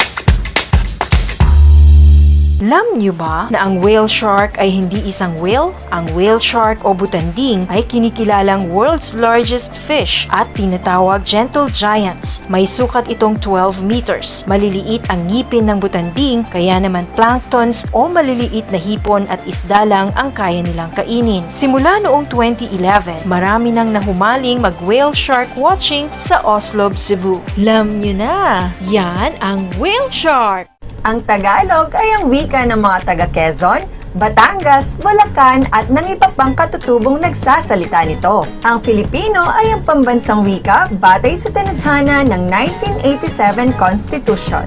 Tara na at matuto ng salitang Filipino. Manood at makinig ng Aral TarlakHenyo sa RTV Tarlac, Channel 26 at sa bayang naririnig sa Radyo Pilipino, DZTZ 828 at napapanood din live sa FB page at YouTube channel na RTV Tarlac Channel 26. Manood at matuto ng ating mga aralin sa Pilipino. Dito lang yan sa Aral TarlakHenyo. Ako si Ma'am Crystal May Aquino, ang inyong teacher broadcaster sa Filipino.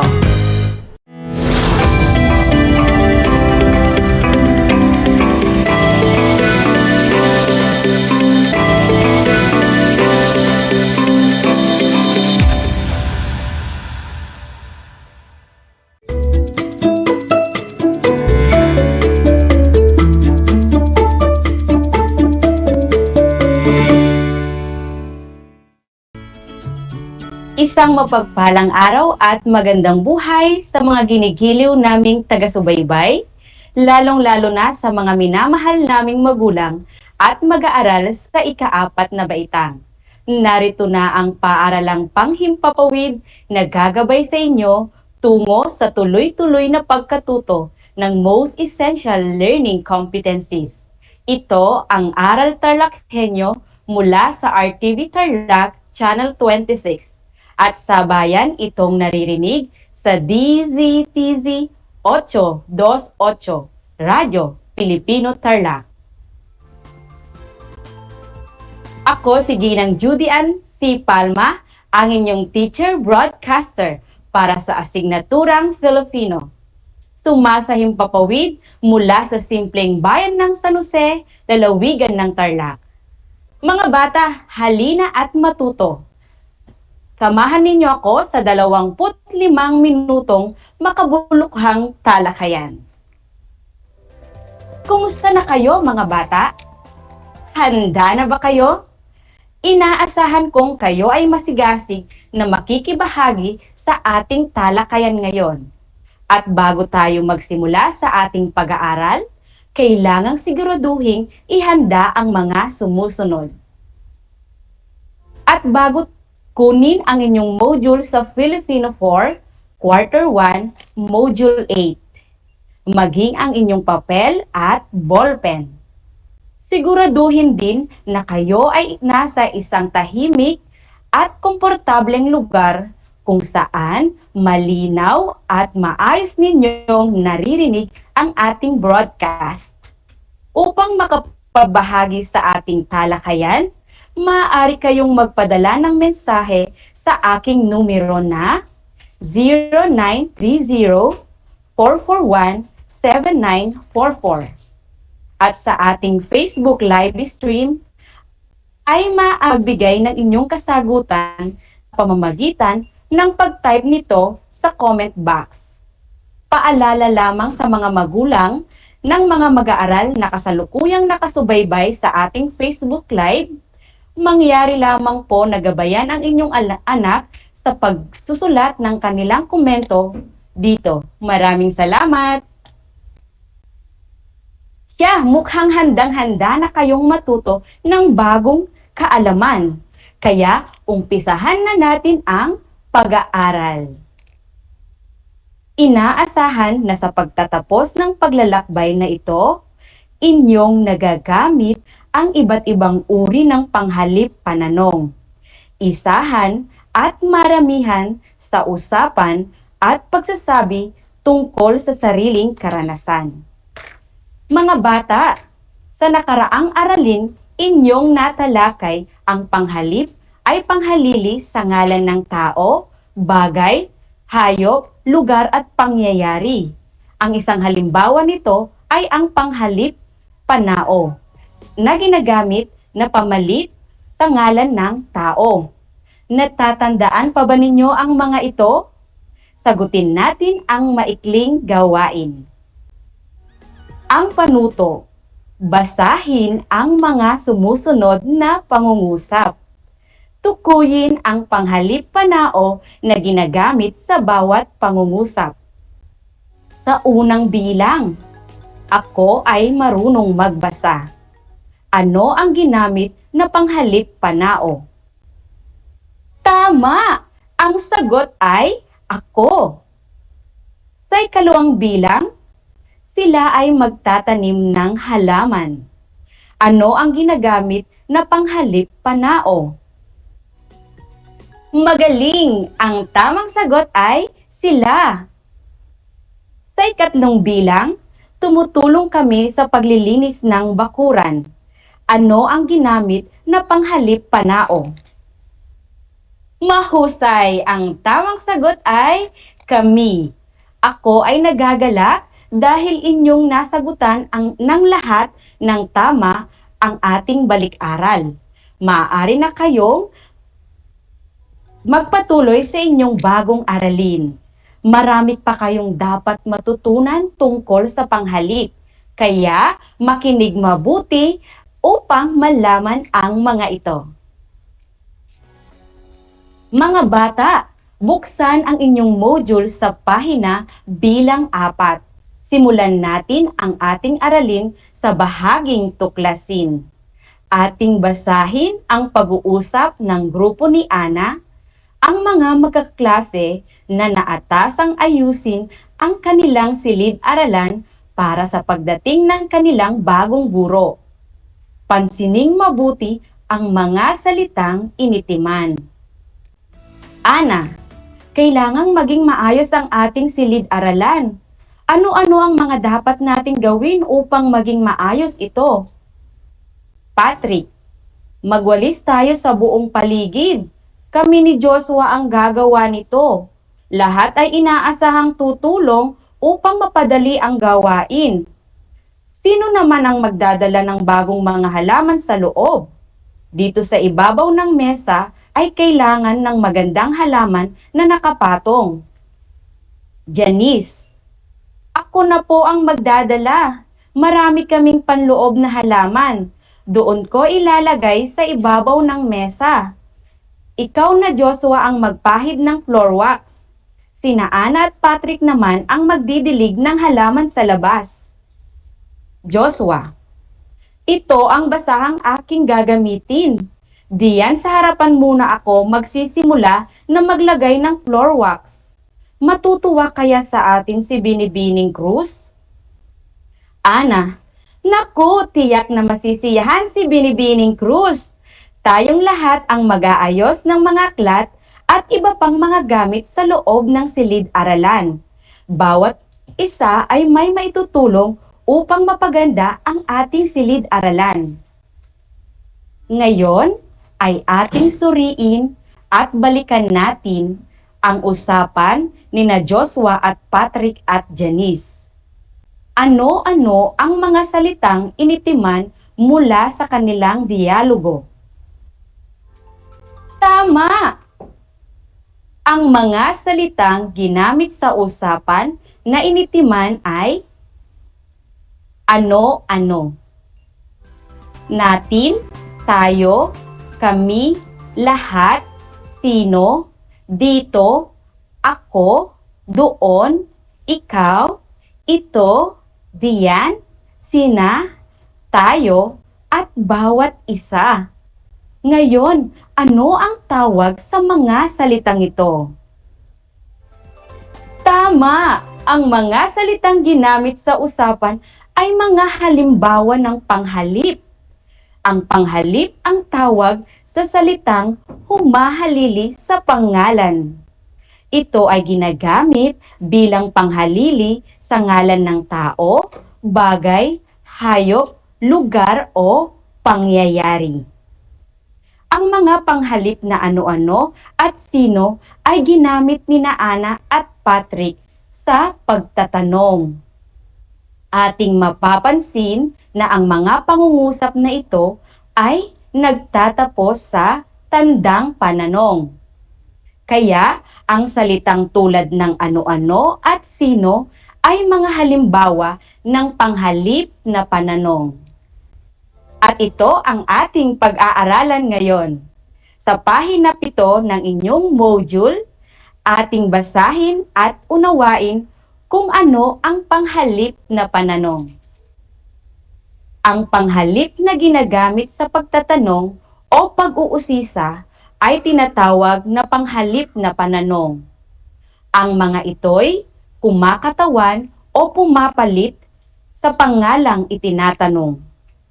Kapag hindi pangalan o panghalip ang inaasahang sagot sa tanong, ang salitang ginamit sa pagtatanong ay hindi panghalip na pananong. Ibig sabihin nito, ang tamang sagot ay dapat na pangalan ng tao, bagay, hayop, lugar o pangyayari o ito ay maaaring panghalip din.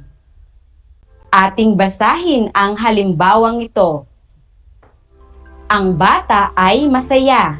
Siya ay naglalaro. Sino ang masaya? Ang sagot, ang bata ay masaya. Ang salitang bata ay isang halimbawa ng pangalan. Ano ang ginagawa ng bata? Ang tamang sagot, siya ay masayang naglalaro.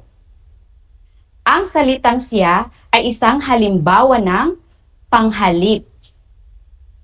Tandaan, ang inaasahang sagot sa mga tanong gamit ang mga panghalip na pananong ay pangalan o panghalip din. Narito ang mga panghalip na pananong at ang pangalang pinapalitan ng bawat isa. Ang mga ito ay saan, sino, kanino, o nino, ano, at alin. Ating pag-aralan ang bawat isa. Una, ang panghalip na pananong na saan. Ang pangalang pinapalitan ng panghalip na pananong na saan ay lugar. Halimbawa, saan ka nakatira? Ang tamang sagot, ako ay nakatira sa Villa Aglipay, San Jose, Tarlac. Ang Villa Aglipay, San Jose, Tarlac ay isang lugar. Kaya, ang inaasahang sagot sa tanong na saan ay isang lugar. Susunod, ang panghalip na pananong na sino. Ang pangalang pinapalitan ng panghalip na pananong na sino ay tao. Halimbawa, sino ang iyong guro? Ang tamang sagot, si Ginang Judy Ann C. Palma ang aking guro. Kaya, ang pangalang Ginang Judy Ann C. Palma ay tao. Kaya ang inaasahang sagot sa tanong na sino ay tao. Tulad din ng sino, ang pangalang pinapalitan ng panghanip na kanino o nino ay tao. Halimbawa, kanino ang bag na iyan? Ang tamang sagot, kanya ang bag na iyan. Kanya ay isang panghalip panao. Kaya ang inaasahang sagot sa tanong na kanino o nino ay tao. Ang salitang ano ay isang panghalip panao, pananong.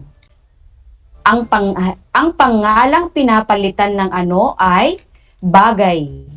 Halimbawa, ano ang paborito nilang laruan? Ang tamang sagot, si Ayen ay mahilig sa manika at si Brian naman ay bola. Ang manika at bola ay mga bagay. Kaya ang inaasahang sagot sa tanong na ano ay bagay. Ang tanong na alin ay isang halimbawa din ng panghalip na pananong. Ang pangalang pinapalitan nito ay bagay na may pinagpipilian. Halimbawa, alin ang gusto mong kainin? Mangga o bayabas? Kailangang pumili sa mga bagay na pinagpipilian. Ang tamang sagot, gusto kong kumain ng bayabas. Ang bayabas ay pangalan ng bagay. Kaya ang inaasahang sagot sa tanong na alin ay isang bagay na pinili o napili. Ang panghalip na pananong ay may kailanang isahan at maramihan. Nabubuo ang maramihan ng isang panghalip na pananong sa pamamagitan ng pag-uulit ng salita o ng unang dalawang pantig. Ang mga halimbawa ng isahan ay ano, sino, ilan, alin, at kanino. Ang inaasahang sagot sa isahang panghalip na pananong ay dapat isa lamang. Tulad ng halimbawang ito. Ano ang pinakapaborito mong kulay? Ang tamang sagot, ang paborito kong kulay ay pula. Ang mga halimbawa naman ng maramihan ay ano-ano, sino-sino, ilan-ilan, alin-alin, at kani-kanino. Ang inaasahang sagot sa maramihang panghalip na pananong ay dapat dalawa o higit pa. Tulad ng halimbawang ito, ano-ano ang mga paborito mong kulay? Ang tamang sagot, ang mga paborito kong kulay ay pula, dilaw, at berde. Upang lalo ninyong matandaan ang ating aralin tungkol sa panghalip na pananong, tayo ay umawit. Sabayan ninyo ako sa pag-awit nito sa tono ng boom tarat tarat. Panghalip pananong, ginagamit sa pagtatanong. Panghalip pananong, ginagamit sa pagtatanong. Ang alin ano, ang saan sino, kanino nino, magtanong tayo. Ang alin ano, ang saan sino, kanino nino, magtanong tayo. Maraming salamat sa pag-awit. Ngayon naman, ating pagyamanin ang inyong kaalaman. Sa ikasampung pahina ng inyong module, sagutin ang gawain sa titik B. Ang panuto, punan ng angkop na panghalip pananong, ang patlang upang mabuo ang pangungusap at tukuyin kung ito ay isahan o maramihan. Isulat ang sagot sa sagutang papel. Bibigyan ko kayo ng ilang segundo upang sagutin ito. Kaya mga bata, umpisahan na natin ang pagsagot. Sa unang bilang, patlang ang mga nagtatanim ng gulay at prutas.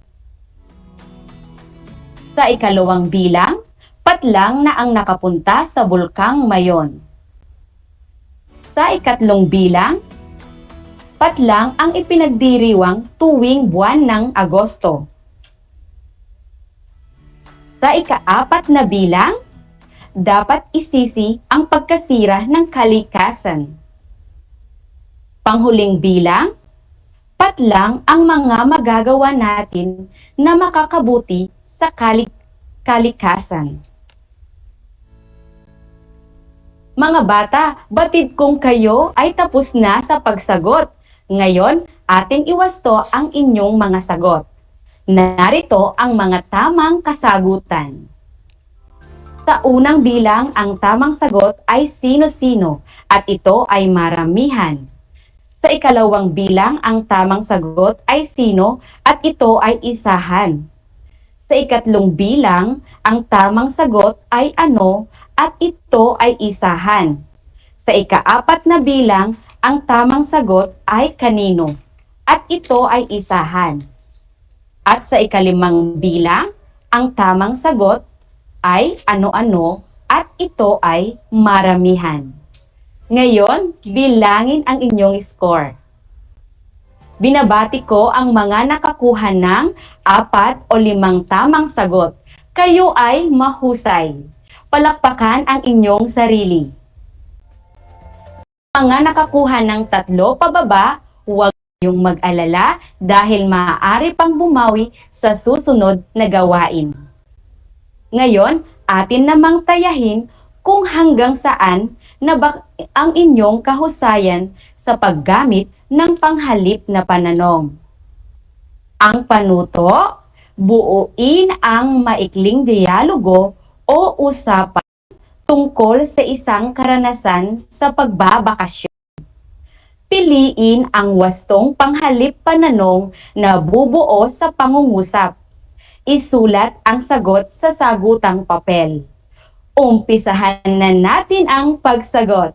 Sa unang bilang, ano o saan ka nagbakasyon? Sa ikalawang bilang, kanino, nino o sino-sino ang mga kasama mo? Sa ikatlong bilang, ano-ano o sino-sino ang mga ginagawa ninyo doon? Sa ika-4 at ika-5 bilang, ang sagot niya sa mga tanong, ang pamilya ko ay nagbabakasyon sa probinsya.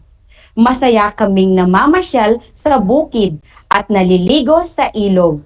Ikaw naman, saan o sino kayo nagbabakasyon? Ano o sino ang pinakapaborito mong gawin doon? Mga bata, batid kong kayo ay tapos na sa pagsagot. Kaya ating iwasto ang inyong mga kasagutan. Narito ang mga tamang sagot. Sa unang bilang, ang tamang sagot ay saan. Sa ikalawang bilang ay sino-sino. Sa ikatlong bilang ay ano-ano. Sa ika-4 at ika-5 bilang ay saan at ano. Ngayon, bilangin ang inyong score. Binabati kong muli ang mga nakakuha ng 4 o 5 tamang sagot. Kayo ay mahusay. At kapag kayo ay nakakuha ng 3 pababang score, huwag pa ring mag-alala dahil may mga pagsasanay pa kayong gagawin sa ating module. Para sa inyong karagdagang gawain, gamitin sa makabuluhan ang pangungusap na mga sumusunod na panghalip na pananong. Isulat ang inyong sagot sa papel. Sa gawaing ito, inaasahan na iba-iba ang inyong kasagutan. Mamarkahan ng guro gamit ang rubrik na kanyang inihanda bilang pamantayan sa mga gawaing may sariling sagot. Ang mga mag-aaral. Ipagpatuloy lamang sa pagsagot hanggang sa matapos at ipasa sa guro ang inyong mga kasagutan sa takdang araw at oras. Malugod na pagbati sa inyong ipinakitang kahusayan. Nais kong palakpakan ang inyong mga sarili. Naway, isa ulo, isa puso, at isagawa ang lahat ng inyong natutunan. Sa mga mag-aaral sa ika-4 na baitang, tunay na isang biyaya ang makasama kayo. Isang paghanga sa inyo, mga batang Pilipino. Sa pagiging positibo at pagsisikap upang matuto, at sa pag-abot ng pangarap ay hindi sumusuko. Isang paalala, huwag kalimutang magsuot ng face mask, laging maghugas ng kamay, at sa maraming tao ay umiwas. Sumunod lamang sa mga health protocols upang tayo'y maging ligtas. At sa lahat ng mga biyaya, tayo'y laging magpasalamat. Muli, ako si Teacher Judy Ann C. Palma, ang positibong guro sa Filipino. buong pusong magpapasalamat sa inyong pakikinig at pakikibahagi. Hanggang sa muli, paalam!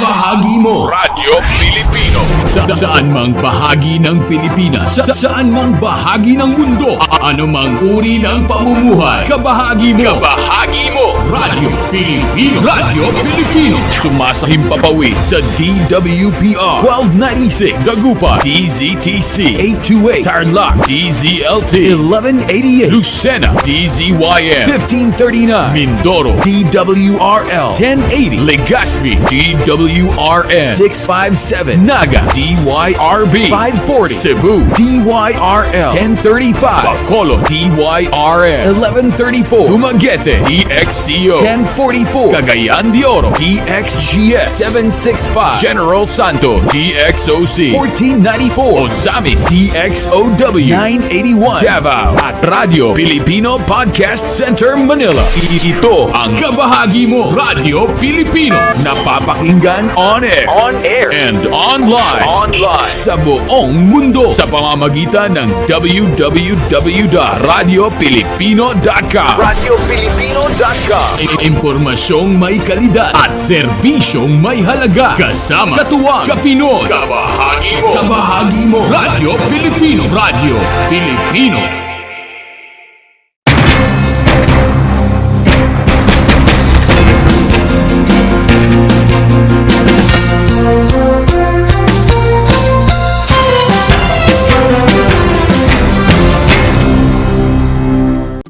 Kumusta mga giliw kong tagapakinig? Nagbabalik ang inyong paaralang panghimpapawid, Aral TarlakHenyo, sa RTV Tarlac, Channel 26, at sa bayang naririnig sa DZTC 828, Radyo Pilipino Tarlac. Tayo rin ay napapanood sa FB Live ng RTV Tarlac Channel 26. Sumasahim papawid mula sa bayan ng Pura Tarlac, mula sa bayan ng San Clemente, mula rito sa Puro Elementary School, Pura Tarlac, sa bayan ng Capas Tarlac. Ako, ang inyong guro,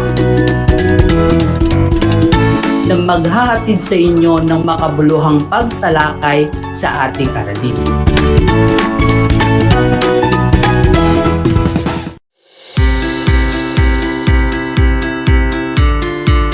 Upang matugunan ang mga kinakaharap na pagsubok ng mga guro at mag-aaral sa gitna ng kasalukuyang pandemya, nagsanib tulong sina Congressman Charlie Cojuangco ng unang distrito ng Tarlac, DEPED Region 3 Regional Director Dr. May B. Eclar at Tarlac Schools Division Superintendent Dr. Ronaldo Pozon para sa isang napapanahong proyekto na tinaguriang Project Shine, Aral TarlakHenyo. Ang mga mag-aaral ng Grade 4 at Grade 5, ganon din ang Grades 8 and 9 sa buong probinsya ng Tarlac, kasalukuyang sumasailalim sa radio-based instruction. Katuwang ang himpilang DZTC 828 kHz AM at RTV Tarlac, Channel 26. Ang Tarlac po nangunguna po ngayon pagdating po sa radio-based instruction.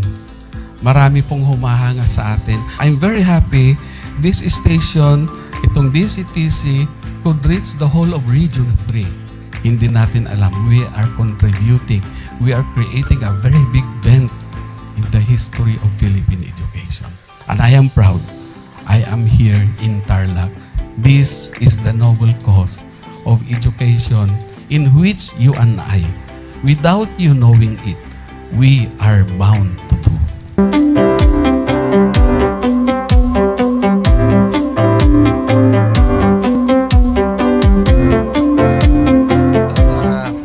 Project natin na Project Shine is a natural consequence dahil sa nangyari sa buong mundo. Let's continue to work together. I think it's very Filipino to practice bayanihan in anything or most of the things that we do. And this is a manifestation of that. No?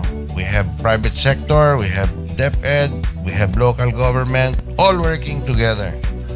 And I hope the parents of some of these children, especially the parents that did not graduate from school or hindi nakapag-aral nung sila ay bata, sana naman gamitin na nila itong opportunity na mag-schooling na rin sila kasama ng mga anak nila para mag-bonding pati ang mga magulang sa mga bata. I look at this as doing God's work. Diba? So if you do God's work, it feels right. It's righteous. It's for good, not for evil. Good morning and happy learning, grade 4. Welcome to Aral TarlakHenyo here on RTV Tarlac, Channel 26. Simulcast over DZTC 828, Radio Filipino Tarlac. I am Teacher Mercy Pacheco Bognot. This is Alistair Aidatu. I am Marie Josephine B. Andrade. I am Teacher Princess Marie M. Dueñas, and I will be your teacher broadcaster for today.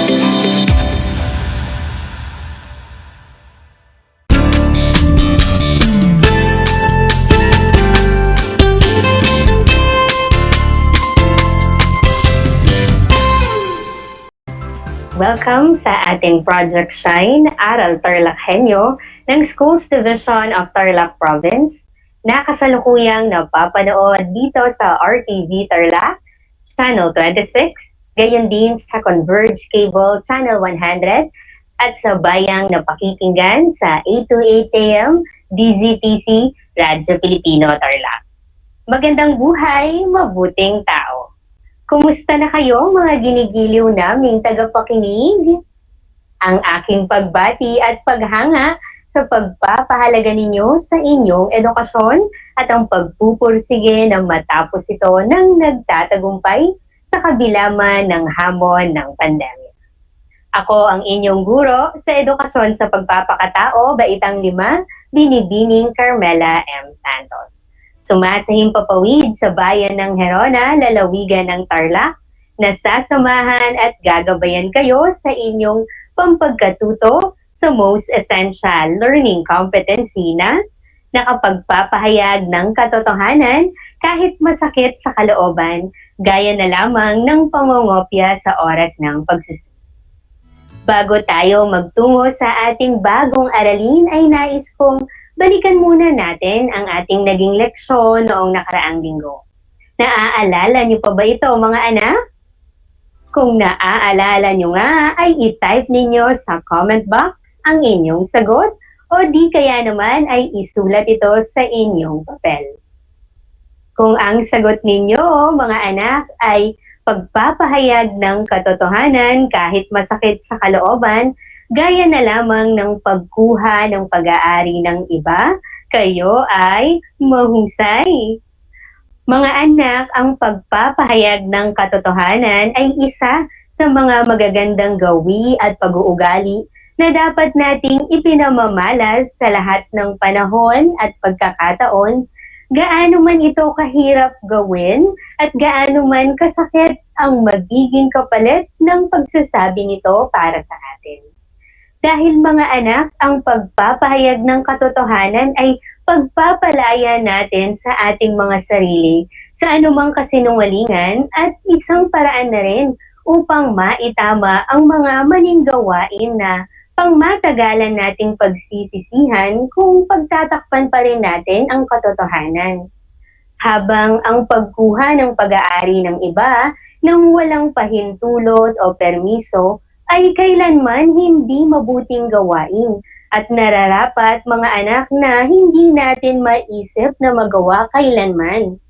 Wala mang taong nakakakita sa ating ginawa mga anak subalit nakikita tayo ng ating Diyos.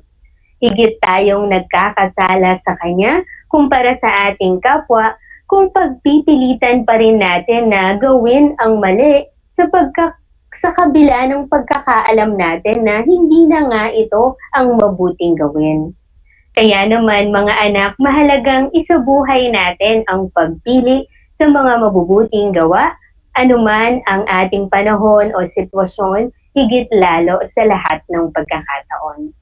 Mga anak, upang maiwasan natin ang pagkuha sa pag-aari ng iba, ay matuto tayo na makontento at maging masaya sa mga bagay na mayroon tayo sapagkat maituturing na natin ang mga ito na malaking biyaya o pagpapala mula sa ating Diyos. Sakali man mga anak na hindi talaga natin maiwasan at hangad natin ang bagay na pagmamay-ari ng iba, ay matuto tayo na magpaalam o humingi ng kanilang permiso o pagpayag na mahiram ang bagay na ito. Sakali naman mga anak na maharap tayo sa sitwasyon kung saan nasaksihan natin ang ating kapwa na kumuha ng bagay na pagmamay-ari ng iba, ay mga anak, piliin natin na gawin ang tama at mabuti. Ang aminin ang totoo, gaano man ito kasakit. Dahil mga anak, ang pagpapahayag ng katotohanan ay isang paraan natin ng pagpapakita ng katapatan at pagmamalasakit sa ating kapwa. Ito rin ay pagpapahiwatig ng ating pagmamahal sa kanila sapagkat itinutuwid natin sila sa kanilang mga maling gawain sa wasto at mapagpakumbabang paraan gaano man ito kasakit. Dahil dyan, natitiyak kong kayo ay handang-handa na mga anak para sa pagsisimula ng ating bagong aralin sa araw na ito na may pamagat na katotohanan ay ihahayag ko gaano man ito kasakit. Maging alerto o listo sa anumang impormasyong magbibigay sa atin ng inspirasyon, pag-asa, at aral sa buhay na makatutulong sa atin upang tayo ay maging mabuting tao. Simulan na natin. Pangunahing dahilan ng ating patuloy na pag-aaral mga anak ay upang matuto tayo ng maraming bagay na pang-akademiko at pang-kasanayan na siyang ating gagamitin, kakailanganin at pakikinabangan sa pagharap natin sa mga hamon ng buhay sa kasalukuyan at maging sa hinaharap. Bukod pa riyan mga anak, ang siyang lalo at higit na mahalagang hinuhubog, nililinang at pinagyayaman sa atin na bunga ng ating patuloy na pag-aaral ay ang ating kagandahang asal at wastong pakikisalamuha sa ating kapwa. Ang pagpapahayag ng katotohanan mga anak ay magandang gawi at pag-uugali na sa simula pa lamang ay binigyang diin na sa ating ituro ng ating mga magulang at kapatid sa tahanan at maging ng ating mga guro sa paaralan. Ang pagkatuto sa magandang gawi at pag-uugali na ito mga anak ay inaasahan sa atin na napananatili nating naipamamalas sa lahat ng panahon at pagkakataon. Mahirap man itong gawin o sabihin, pero mga anak, kailangan na tayo ay maging tapat at totoo sa lahat ng oras, lalong-lalo na sa pag-amin kung tayo man ay nangongopya o nandaraya sa mga pagsusulit o mga aralin. Mga anak, sa bagong normal na pagkatuto, ngayong panahon ng pandemya ay nasusubukan ang ating katapatan sa pagsagot sa mga written works at pagganap sa performance task. Maaari mga anak na ang ilan sa atin ay natutukso na kopyahin na lamang ang mga sagot sa mga answer keys o mga susi sa pagwawasto na makikita sa dulong pahina ng mga modules o learning activity sheets upang mapadali ang pagsasagot at baliwalain na ang tunay na pagkatuto sa aralin.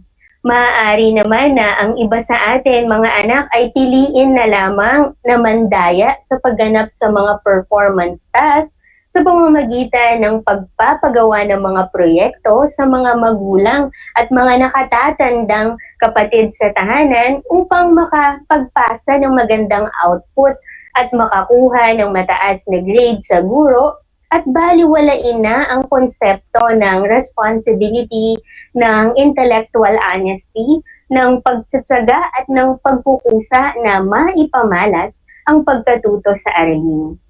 Mga anak, ang mga nabanggit ko ay mga hindi mabubuting gawain sapagkat pagpapakita ito ng kawalan ng pagpapahalaga sa pagkatuto at paglago ng isip at ng puso. Na parang sinasabi natin mga anak na okay lang na hindi matuto basta may grade. Hindi ganoon mga anak ha, at lalong-lalong hindi iyon ang tama. Naniniwala naman ako at nagtitiwala na tapat at totoo kayo sa pagsagot sa inyong mga written works at performance tasks. Nauunawaan ko mga anak na nahihirapan kayo, kaya nga tama ang ginagawa ninyo na humihingi kayo ng tulong at gabay sa inyong mga kapamilya at guro. Subalit sa bandang huli ay kayo pa rin naman ang siyang nagsisikap at nagtsatsaga na sumasagot at gumaganap sa inyong mga nakatakdang gawain sa paaralan. Dahil mga anak, mas magiging makabuluhan ang inyong pagkatuto kung kayo mismo ang siyang makararanas at makatutuklas nun. Sa kabilang banda naman, mga anak, kung kayo naman ay naharap sa sitwasyon kung saan nasaksihan ninyo na ang inyong kapwa, mga kakilala, at maging ang inyong kaibigan ay nangongopya o nandaraya sa pagsusulit o sa mga aralin, ay mga anak, gawin natin ang tama at nararapat. Ang aminin ang totoo gaano man ito kabigat sa ating kalooban. Mahalagang tandaan natin mga anak na kailangan panigan natin ang katotohanan sa lahat ng oras. Samahan na rin natin ang tatag ng kalooban at isipin na hindi man magugustuhan ng iba ang ating gagawin na pagsasabi ng totoo, ay sa gagawin naman natin ito ay masasagip natin sila sa mga sitwasyon na magdudulot ng mas malaking kapahamakan at matutulungan pa natin sila na manatili sa tama at tuwid na landas.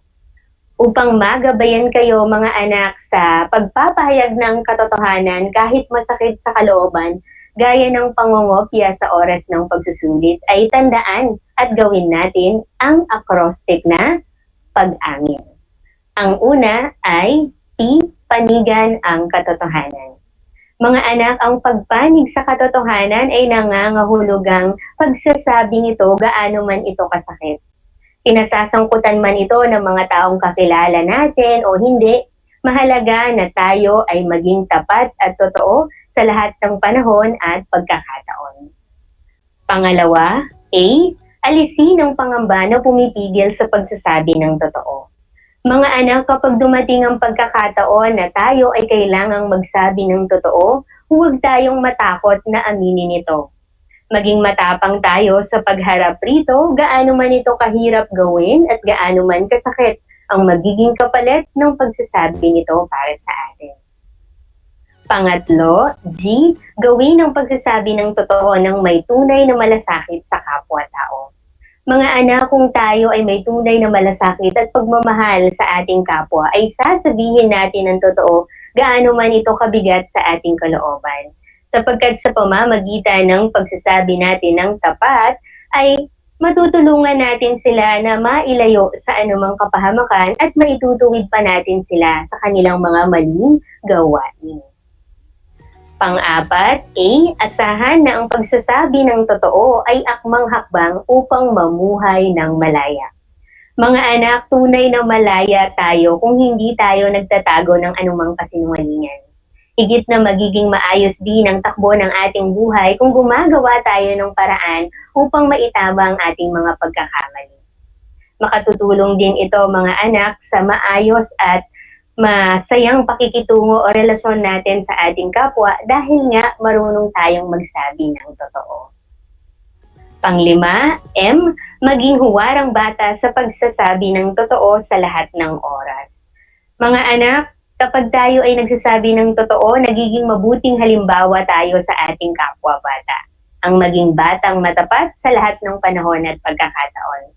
At bilang isang huwarang bata, inaasahan mga anak na ang lahat ng aral na ating natututuhan mula sa mga iba't ibang asignatura natin sa paaralan, lalong-lalo na ang mga kagandahang asal, ay ating isinasa isip, isinasa puso, isinasagawa at isinasa buhay.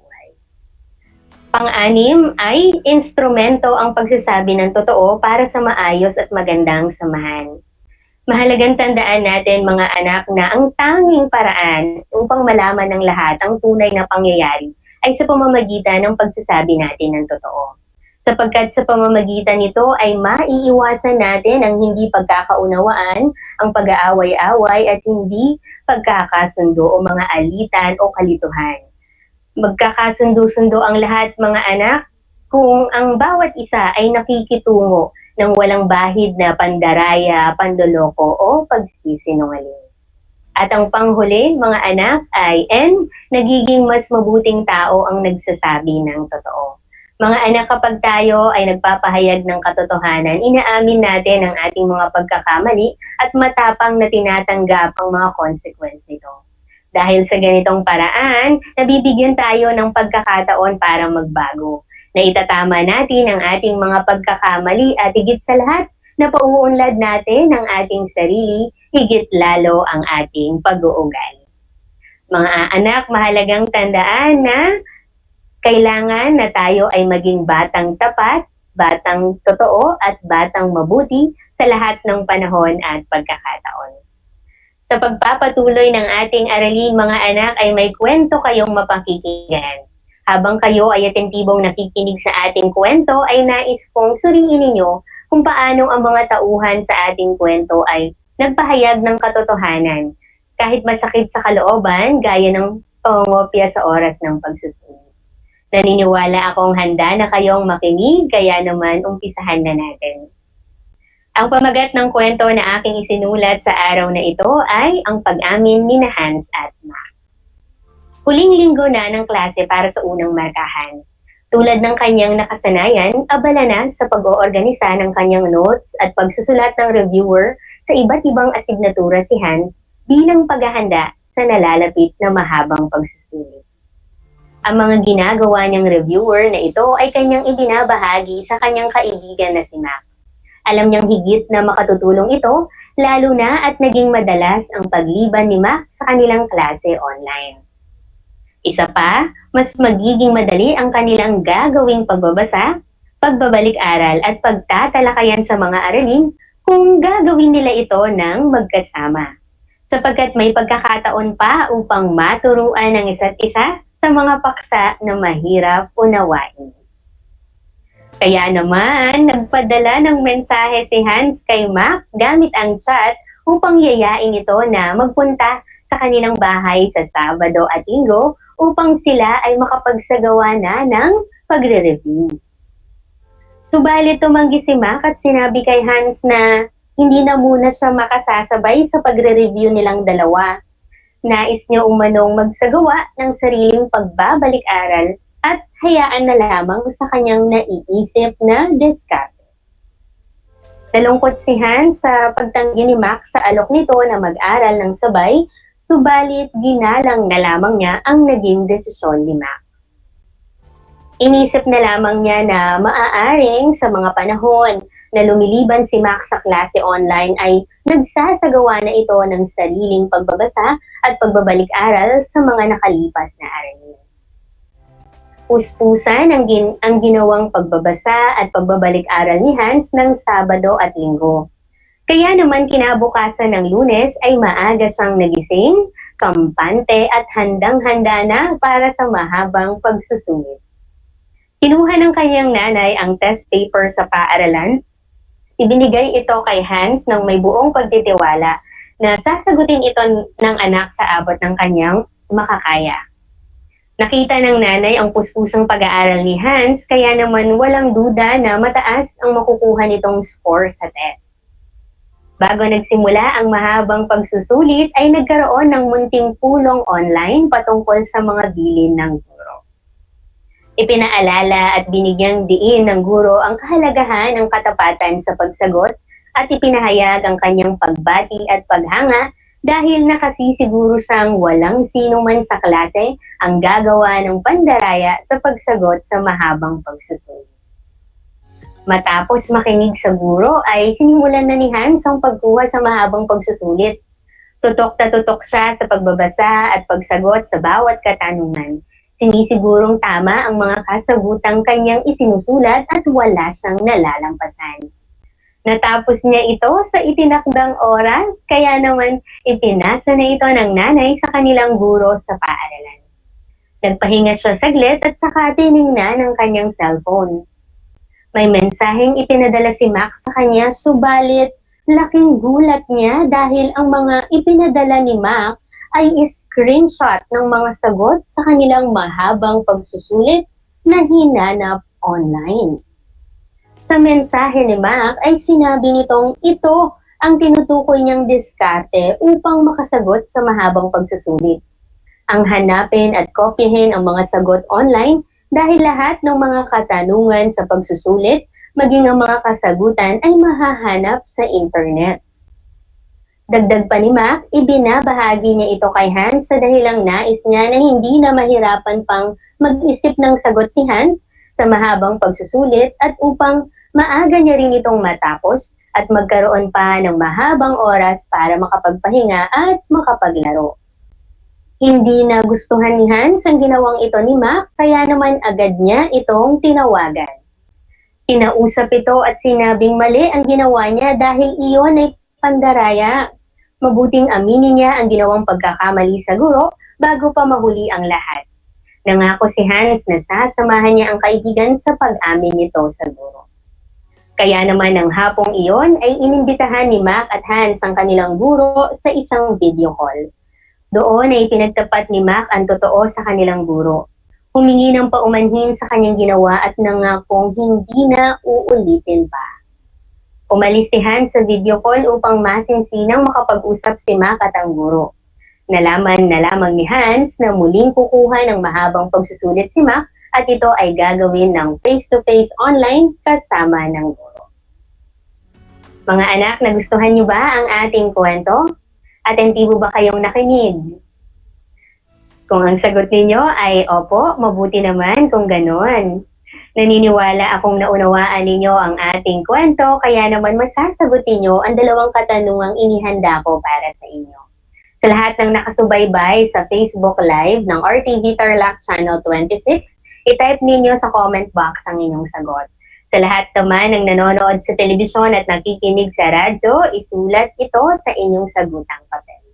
Para sa aking unang katanungan, ano ang magandang katangian ni Hans na nararapat tularan ng mga batang tulad ninyo?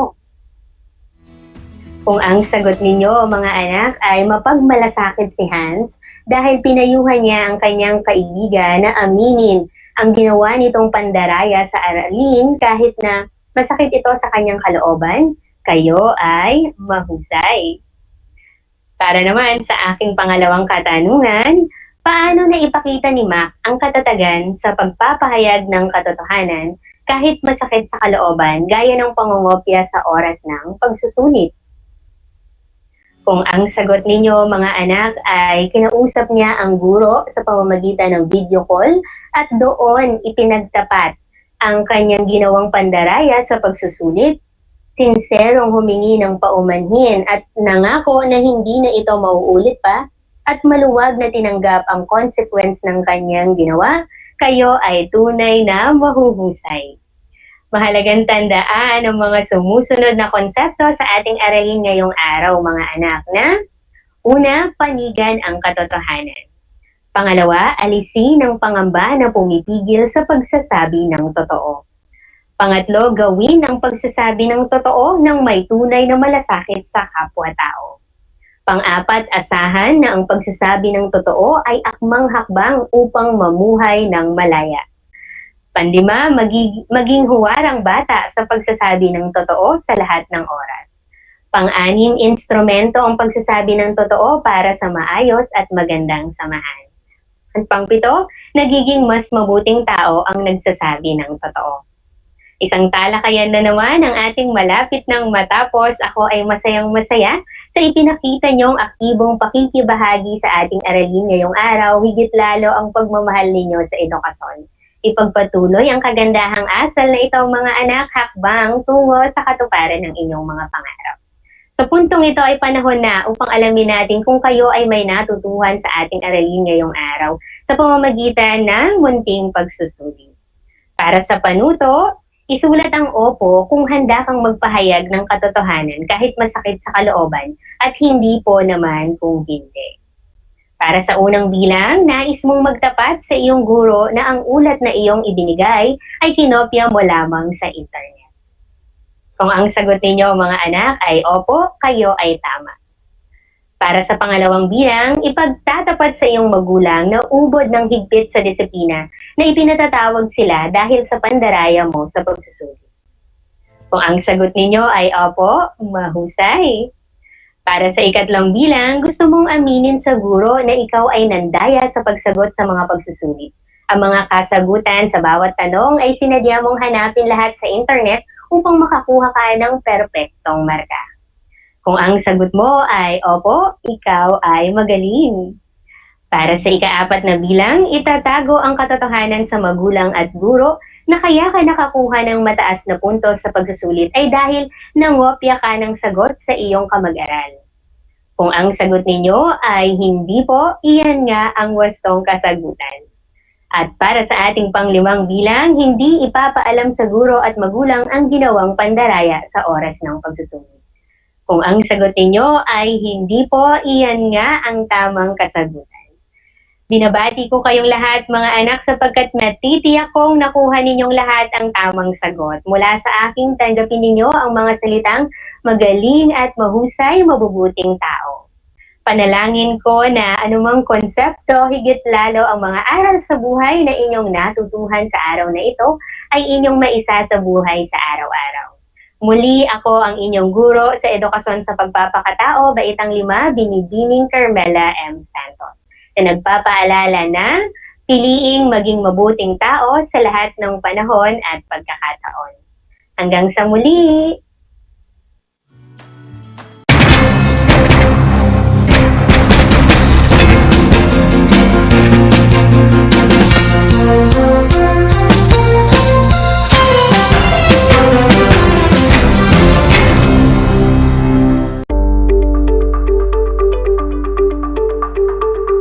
Sa pagnanais na mapigilan ng ating pamahalaan ang pagdami ng bilang ng mga kaso ng COVID-19, binuo ang One Hospital Command Center o OHCC upang mas mabilis na matugunan ang medikal na pangangailangan ng ating mga kababayan.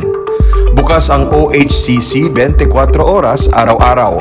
Tumawag lamang sa mga hotline nito sa 0919-977-3333 o 0915-777-7777 o 02-886-50500. Maaari ring i-download ang Pure Force Citizens app sa Android o iOS upang mabilis na matugunan ang sinumang nangangailangan. Layon din ng OHCC na maiwasang mapuno ang kapasidad ng bawat ospital. Kaya't kung ikaw ay kinakailangang tumawag sa OHCC, mabibigyan ka ng libreng preliminary consultation. Para sa mga nangangailangan ng emergency quick response, makikipag-ugnayan ang OHCC sa DOH Bed Tracker at sa mga ospital upang makahanap agad ng pinakamalapit na bakanteng ospital. Ang transportasyon o ambulansya naman ng ospital na inirefer ng OHCC sa pasyente ang siyang susundo sa bahay nito. Kaya't kapag ikaw ay nakakaranas ng anumang sintomas ng COVID-19 o nangangailangan ng agarang tulong medikal, tumawag lamang sa OHCC at handa silang tumulong sa lahat ng oras.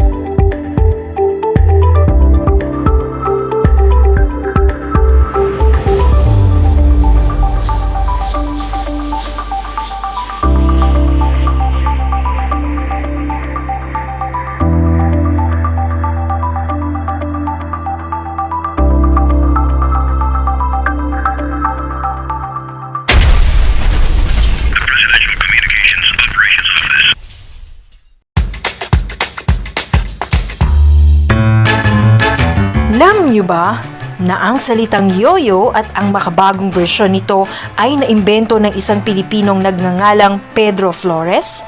Taong 1920s nang dinala ni Flores ang laruang ito sa Estados Unidos. Sinimulan niya ang paggawa nito sa kanyang maliit na pabrika sa California at ipinakita sa mga tao ang iba't ibang tricks ng paggamit nito. Alam mo na, yan ang yoyo! Did you know that children learn more when they initiate an activity and are actively engaged in it? This is your science teacher broadcaster, Princess Diana L. Ronquillo for Aral TarlakHenyo. Let's learn science together on Aral TarlakHenyo. Catch us live every Monday to Friday from 8:30 a.m. to 5:30 p.m. Watch Aral TarlakHenyo on RTV Tarlac, Channel 26, simulcast over Radyo Pilipino, DZTC 828 kHz, and streamed live on FB page and YouTube channel of RTV Tarlac, Channel 26. I'm back! This is Sir Z, your teacher broadcaster. Magandang araw mga kapantas!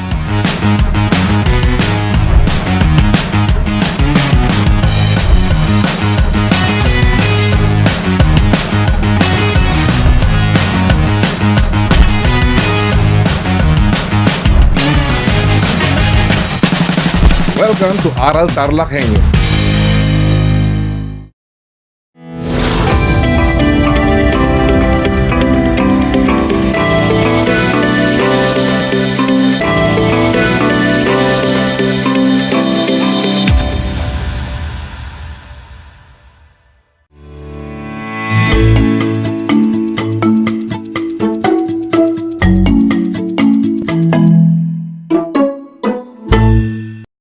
A lovely science time, grade 5. This is teacher Shirley Layugan Isla, broadcasting here on RTV Tarlac, Channel 26. Welcome to Aral TarlakHenyo on RTV Tarlac, Channel 26. Simulcast via DZTZ 828 Radyo Pilipino Tarlac and live via Facebook page of RTV Tarlac, Channel 26. Project Shine Aral TarlakHenyo can also be viewed on Channel 100 of your Converge Cable TV. Good morning, science buddies! How are you today? I hope that you are looking forward to learn new things. Join me to a journey that will take you to the world of exploration, invention, discovery, and technology. Our lesson for today is the importance of practicing 5 R's in waste management. Our learning goals are: identify the 5 R's method in managing waste materials.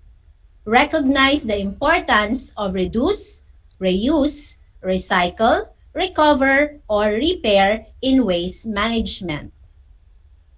Follow the 5 R's method of waste management in taking care of the environment. This time, I want you to prepare your Science Module 3, Lesson 2, your answer sheet, and your writing pen. Make sure that you are in a comfortable place, far from noise, so that you can hear me loud and clear while listening to this broadcast. Last episode, you've learned about 5 R's techniques. Let's check if you can still remember them.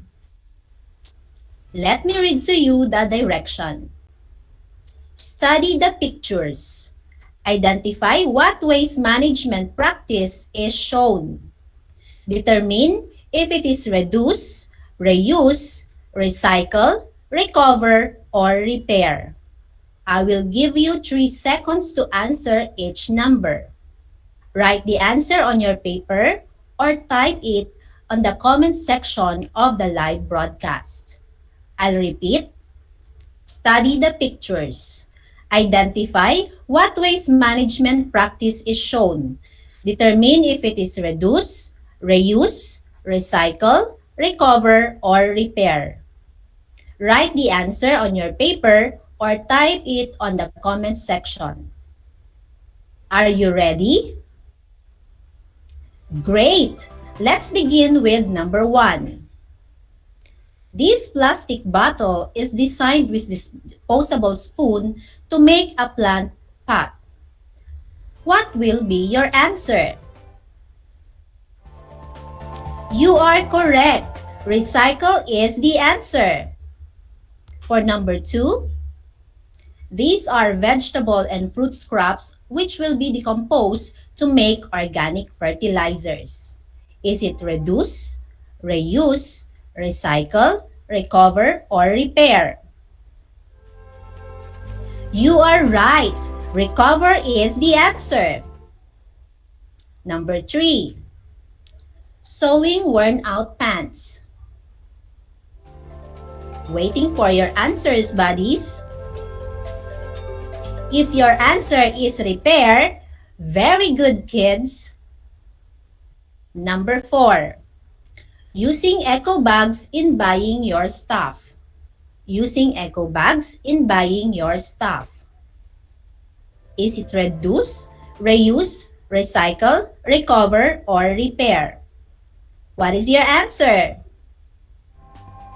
Reduce. Great, you are correct. Using durable bags is one way to reduce waste materials. And for the last picture, jars are used as containers or sewing materials. Is it reduce, reuse, recycle, recover, or repair? What is your answer, kids? Reuse. Jar can be used again as containers for other materials at home. Great job, learners! It seems that you got high scores. 10 claps for you, science buddies. That proves that you really learned from the past science episodes. Now, take a look at this video. This garbage dump is what happens to land when we throw things out. Garbage usually sent to a place like this. What do you call this place? Yes, you are right. It is called landfill. Landfill is also known as garbage dump or dumping ground. It is a site for disposal of waste materials. However, this landfill, when not properly managed, can contaminate our groundwaters or eventually leads to water, land, and air pollution. Pollution is dangerous for all living organisms, whether it be humans, plants, or animals. Let's move on to learn more about the importance of managing our wastes. Just like what we've learned from the previous episode, one of the best ways to reduce pollution is to practice the 5 R's technique.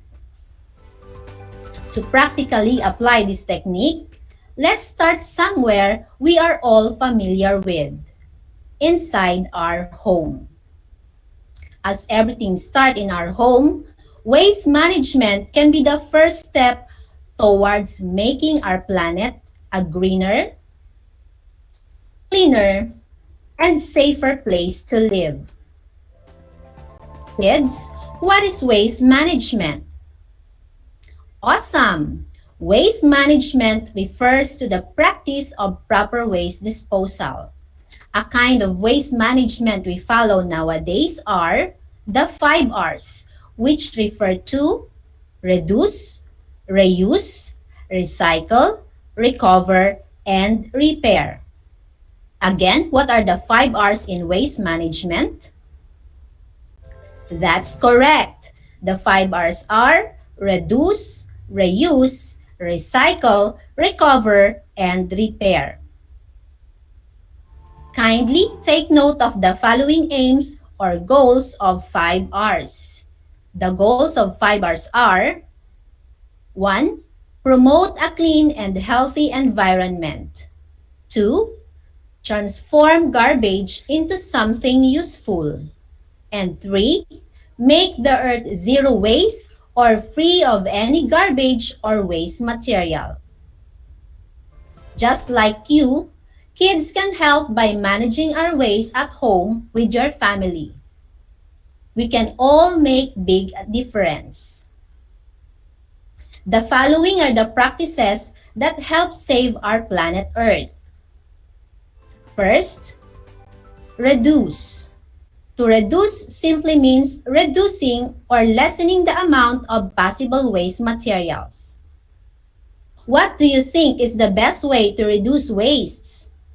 Can you give me one? That's right, kids. Stop buying water bottles, plastic cups, or any disposable products. These are huge waste materials. Using big eco bags to carry many items as one, instead of individually placing the items to a plastic bag. Remember, the more you buy plastic materials, the higher the waste materials you contribute to our planet. Next, reuse. To reuse means to use again or find other ways to use the materials. Examples are using both sides of paper in writing and printing, reusing jars as containers for your school materials or for your food, and donating your clothes to the needy. This will help you reduce the solid waste accumulation in your house. Maximizing the use of objects is a good practice to lessen the waste contribution in environment. Third, to recycle means processing waste materials to make another product. To all plantitos and plantitas out there, instead of buying new pots for your plants, use these plastic bottles or empty tin cans as planters for your garden. You can also make old newspapers into paper ornament. Next, to repair. To repair means fixing or restoring broken items so that this will be used again. Fixing a hole on your clothes or reattaching buttons or zipper can extend the life of piece rather than throwing in the garbage and buying a new one, which is better for the environment and for your wallet. Next, to recover. To recover means taking energy from waste and converting it into a new resource. This requires more time of action, but everything is worthwhile. What do you call the process of decomposing organic waste quickly? Excellent, kids! Composting is the process of decomposing organic waste, vegetables, and fruit scraps. Also, making animal manure into fertilizers for plants is a form of recovering waste. Using organic fertilizers to our plants is absolutely good for our health. Practicing 5 hours technique every day is important for us and for the environment. By adapting more environmental habits, we can conserve natural resources and save space in landfills. It also decreases the amount of waste for disposal, which thereby prevents the effect of pollution. These can also save us from diseases brought by waste toxins and help our community fight climate change. Let us combat environmental problems by managing our waste properly. At this point, I'm sure you are ready to answer your science module. Let's try Activity 1. Are you ready, kids? Great! Please be attentive as I read to you the direction. Write check mark if the practice shown is the right thing to do, and an X mark if not. I will give you 3 seconds for each number. Again, write check mark if the practice shown is the right thing to do, and an X mark if not. Let's begin. Number 1. Renee has started to compose her food scraps and leaves trimmings. When it all breaks down into soil, she'll use it for her garden. The answer is check mark. Awesome, grade 5. You got the answer for number 1. Recovering or composting biodegradable waste enriches soil, helping retain moisture and suppress plant diseases and pests. Let's move on to number 2. Serena has grown older, so her mother decided to donate her used clothes to the victims of the typhoon in Samar. Serena has grown older, so her mother decided to donate her used clothes to the victims of typhoon in Samar. Check mark or X mark?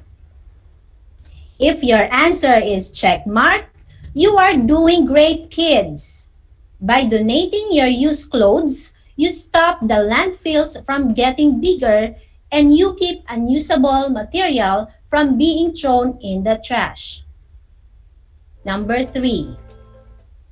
The grade 5 pupils are fond of throwing paper garbage in the trash can. The grade 5 pupils are fond of throwing paper garbage in the trash can. What is your answer? Check mark or X mark? X mark is the answer and you are correct. Papers can be reused or recycled to minimize waste accumulation rather than throwing them. Number 4. Tenten is collecting used empty plastic bottles for his science project. He plans to make a lantern out of these bottles. Tenten is collecting used empty plastic bottles for his science project. He plans to make a lantern out of these bottles. Check mark or X mark? Very good, learners. It's check mark. Recycling empty bottles prevents environmental pollution. And for number 5, my older sister kept on throwing away used cooking oil. My older sister kept on throwing away used cooking oil. What is your answer? Is it check mark or X mark? Great! You are correct, kids. X mark.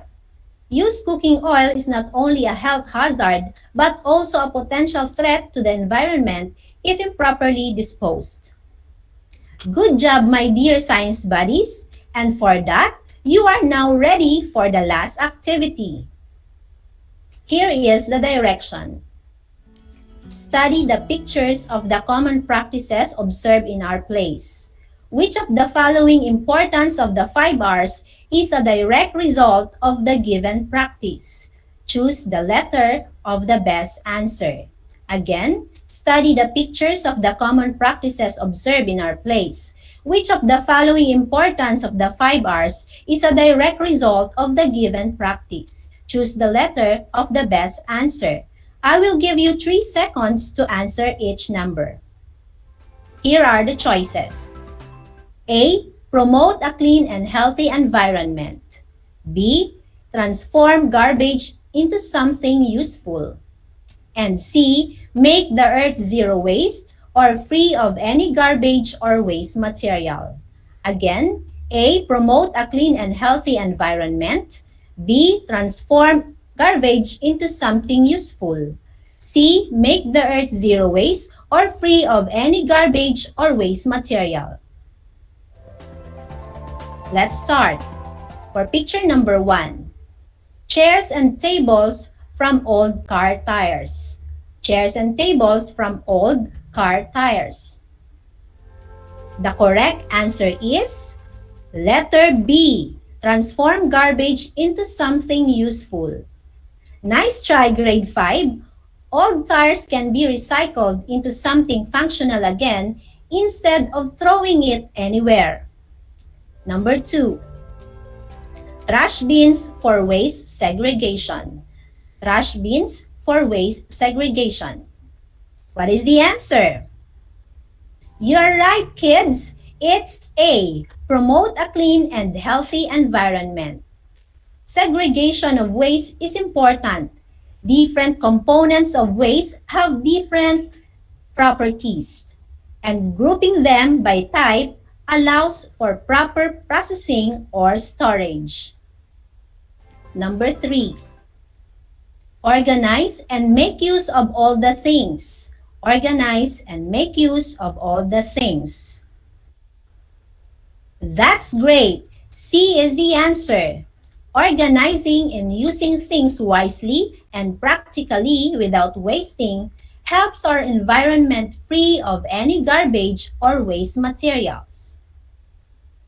Let's move on to number 4. Coastal cleanup activity. Coastal cleanup activity. What is your answer? Very good. Your answer is correct. It's letter A. Coastal cleanup activity surely promote a clean and healthy environment.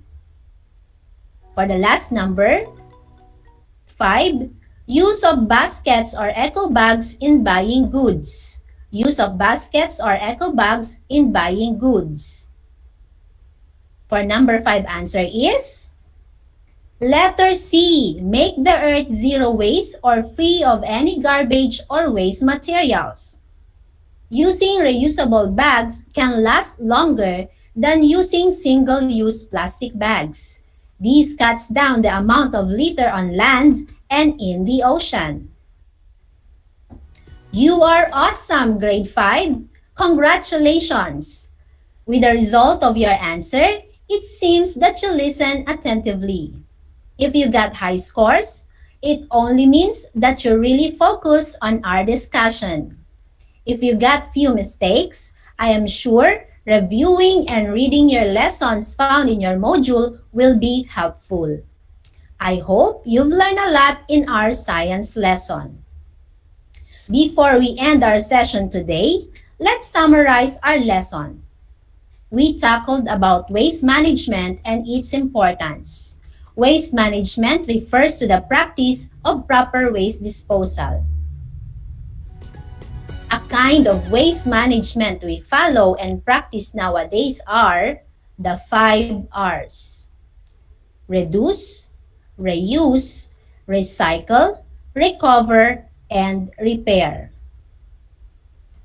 If we consistently follow 5 R's, these techniques aim to promote a clean and healthy environment, transform garbage into something useful, and make the earth zero waste or free of any garbage or waste materials. I'll repeat. Promote a clean and healthy environment, transform garbage into something useful, and make the earth zero waste or free of any garbage or waste materials. It is really important to practice 5 R's to be able to conserve natural resources, save space in landfills,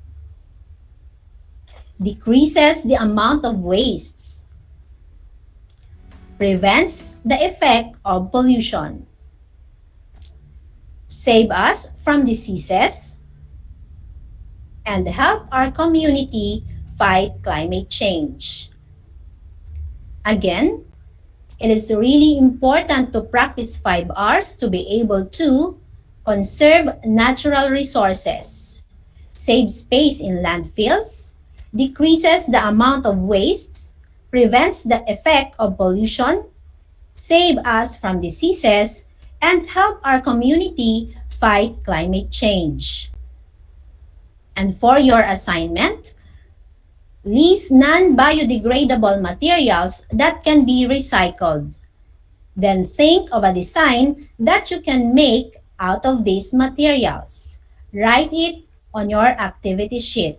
Again, list non-biodegradable materials that can be recycled. Then, think of a design that you can make out of these materials. Write it on your activity sheet. We will check it on Wednesday. That ends today's episode, my dear science buddies. On Wednesday, don't forget to join me as we continue to learn more about the importance of 5 R's. This is Project Shine Aral TarlakHenyo, brought to you by the Department of Education, Division of Tarlac Province, in cooperation with DZTZ, 828 AM station, and RTV Tarlac, Channel 26. Once again, this is your science teacher broadcaster, Teacher Shirley, your learning buddy in the amazing world of science. The world of exploration, discovery, invention, and technology. Thank you and God bless.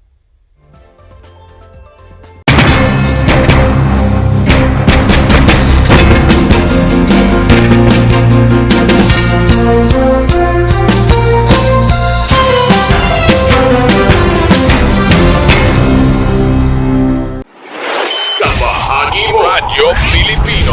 Impormasyong may kalidad, serbisyong may halaga, saan mang bahagi ng Pilipinas. On air. Saan mang bahagi ng mundo. Online.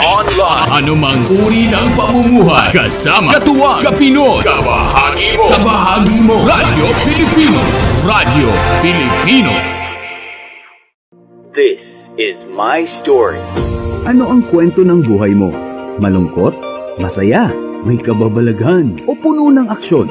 Ang bawat kwento ng kapwa nating Pilipino ay mahalaga. This is my story. Sama-sama nating ibahagi ito upang magbigay aral at inspirasyon sa ating lahat. This is my story. This is my story. Hosted by Mitch Desunia. Tuwing Sabado, alas 3 hanggang alas 4 ng hapon. Mapapakinggan dito sa Radyo Pilipino at mapapanood sa RTV Tarlac, Channel 26. This is my story. Gutom ka ba sa impormasyon? May na-miss ka bang subject at leksyon? Gusto mo bang alalahanin ang nakaraan o dagdagan ang iyong kaalaman? Lahat yan alamin natin because the professor is in. Professor on air and online. Kasama si Professor Willie Perez. Isang oras na kaalaman, isang oras na makabuluhan. Professor on air. Mamangha at tumawa sa mga tips at trivia. Sa gabay at tanong, sagot ka rin niya. Professor on air and online. Kasama si Professor Willie Perez. Tuwing Sabado, alas 10 hanggang alas 11 ng umaga. Mapapakinggan sa Radyo Pilipino at mapapanood sa RTV Tarlac, Channel 26. Professor on air.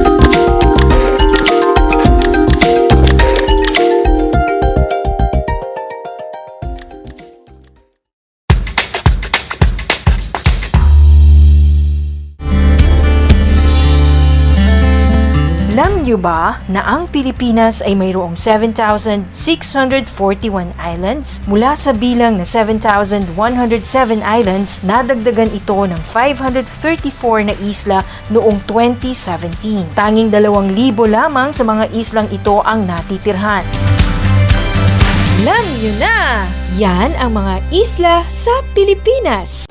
Kumusta mga giliw kong tagapakinig? Nagbabalik ang inyong paaralang panghimpapawid. Aral TarlakHenyo. RTV Tarlac, Channel 26.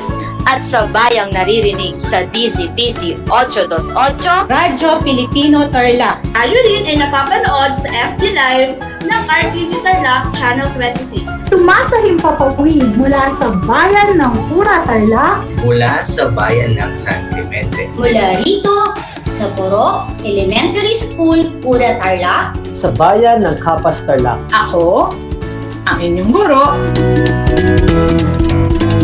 na maghahatid sa inyo ng makabuluhang pagtalakay sa ating aralin. Multiply 1,089 by 9, you will get an answer, the exact reverse, which is 9,801. My name is JRP Duldulao, your teacher broadcaster on Aral TarlakHenyo. For more math trivia and answers to your math questions, catch Aral TarlakHenyo every Monday to Friday from 8:30 a.m. to 5:30 p.m. Learning math is so much fun!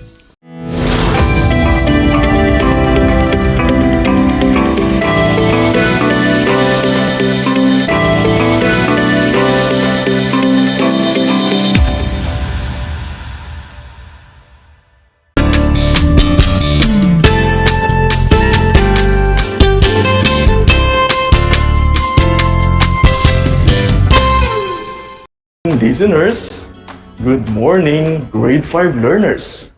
Welcome to Aral TarlakHenyo here on RTV Tarlac, Channel 26.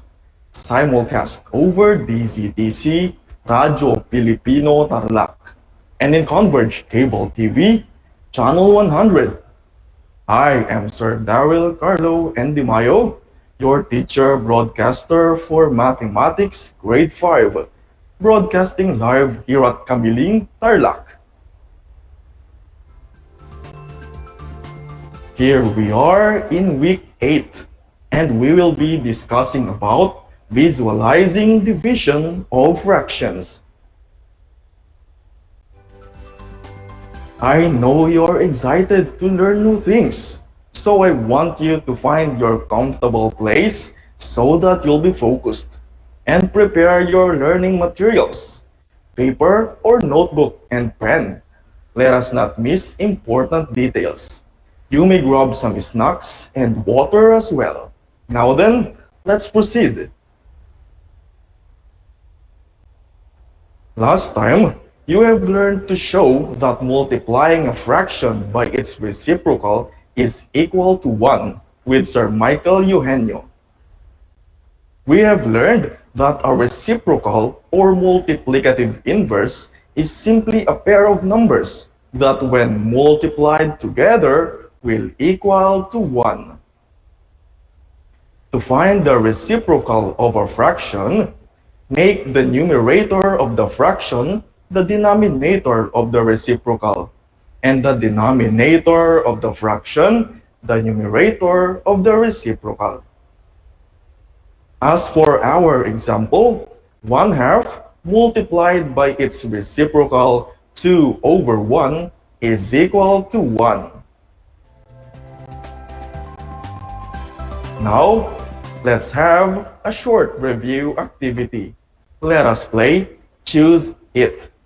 In this activity, we are to make the following mathematical sentences true. We choose the letter of the answer and write it on your answer sheet. And if you're watching live on Facebook, you can even comment your answer. Isn't that great? Ready? Let's start. Number 1. 5 times blank is equal to 1. A. 1/5, or B, 2/5? I am giving you 5 seconds to answer. Choose it.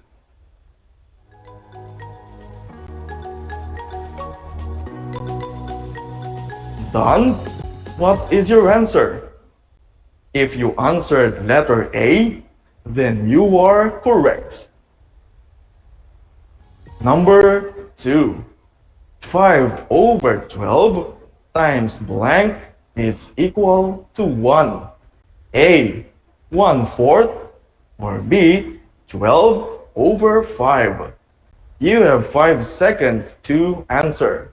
Choose it.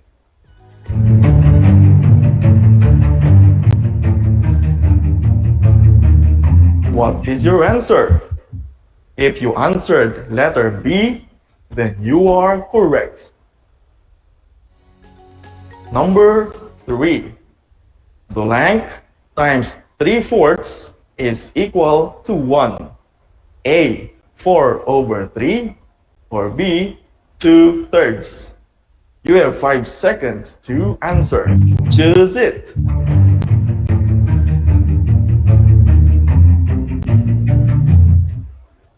If your answer is letter A, then you are right.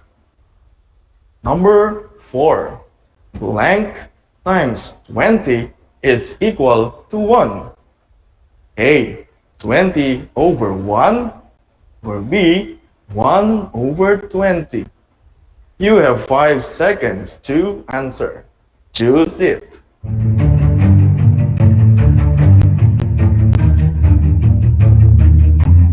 What answer did you get? Awesome! The answer is letter B. Last item, number 5. 2/3/7 times blank is equal to 1. A, 7/17, or B, 2/3. Your 5 seconds start now. Choose it.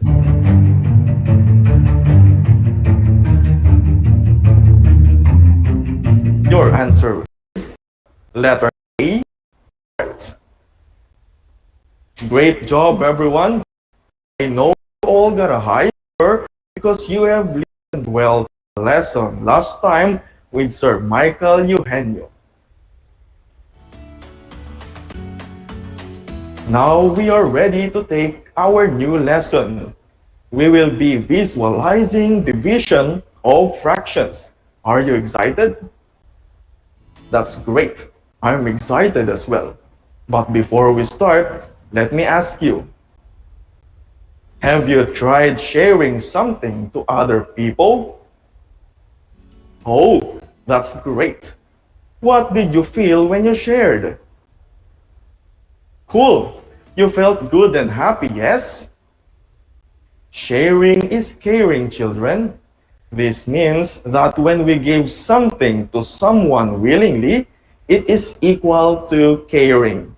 When we share, we look after others with concern and kindness. This is very much applicable in this time of pandemic. We should always extend our help to those who need it. It is always good to be generous. Remember that, children. Sharing is caring, okay? Great. Now we have your problem about sharing. Listen carefully as we analyze and answer the problem. Suppose you have 1/3 of a cake and you want to share the half with your sister. What part of the whole cake will each of you receive? What do you think should we do to solve the problem? Great. We have to divide. We have to cut the cake. Let us visualize our problem through an illustration. We have a cake cut into 3. Each part is 1/3 of a cake. And in the problem, we only have a 1/3 of the cake. Now, in that 1/3 of a cake, you want to share the half with your sister. What part of the whole cake will each receive?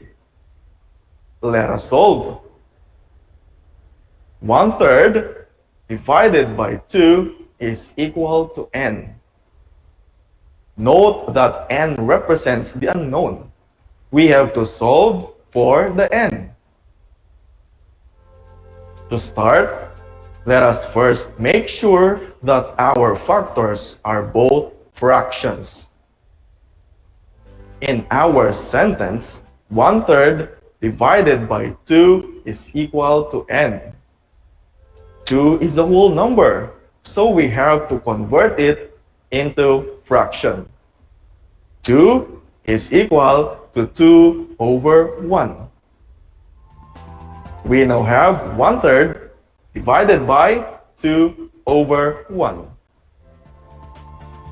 Our next step now is to find the multiplicative inverse or the reciprocal of our second fraction, 2 over 1. The reciprocal of 2 over 1 is 1/2. Next is that we change division to multiplication. We now have 1/3 times 1/2 is equal to n.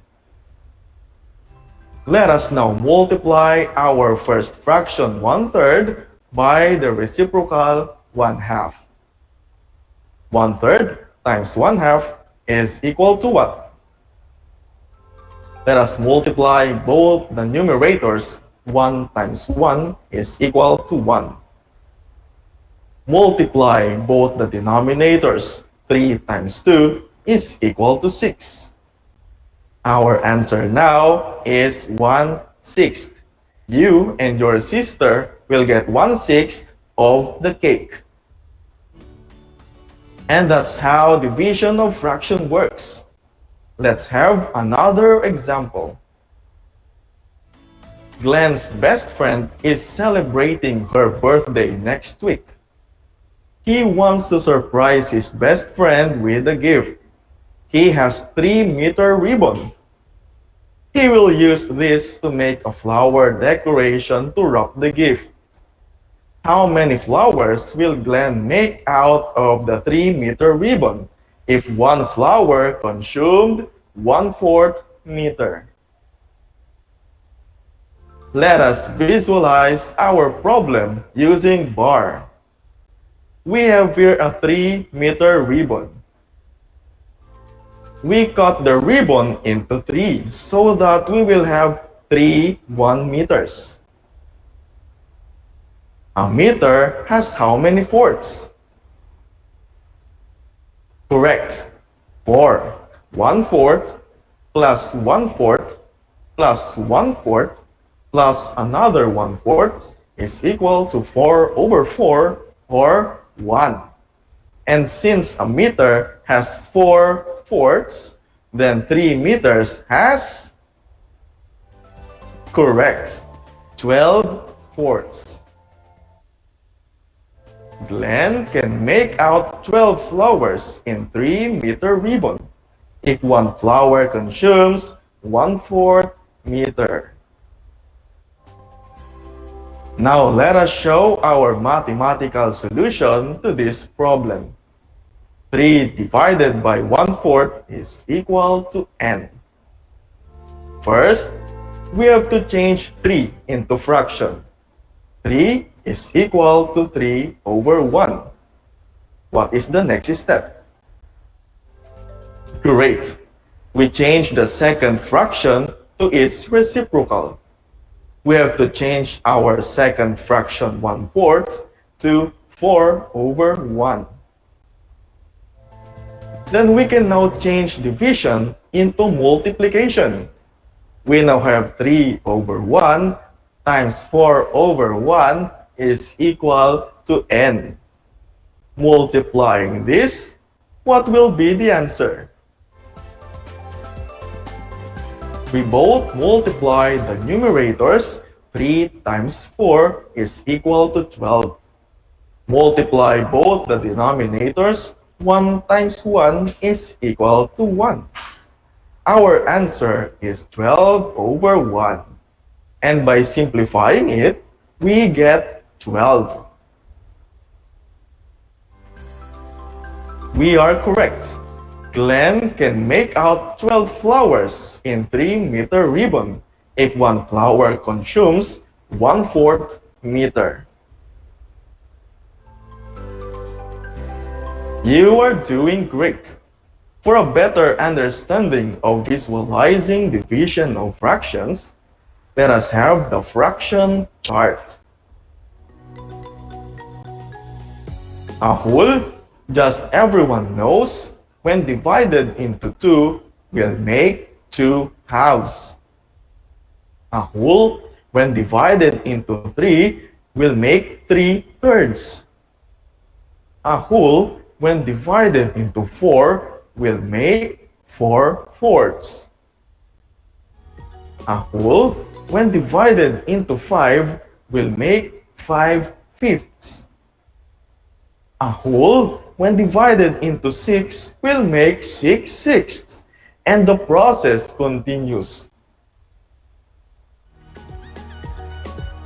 Now, let's have an activity. Let's play Cut the Choco Bar. Here we have a choco bar. And what do we need to do? We have to cut the bar into pieces by answering the following questions. Ready? Great. Number 1. How many halves are there in one whole? This is 1 divided by 1/2. What is your answer? You have 3 seconds. Cut it. All right. How many halves are there in one whole? Correct. 2 halves. Number 2. How many fourths are there in one whole? This is 1 divided by 1/4. What is your answer? You have 3 seconds. Cut it. How many fourths are there in one whole? You are right. 4/4. How about this? How many sixths are there in 2/3? This is 2/3 divided by 1/6. You have 5 seconds to answer.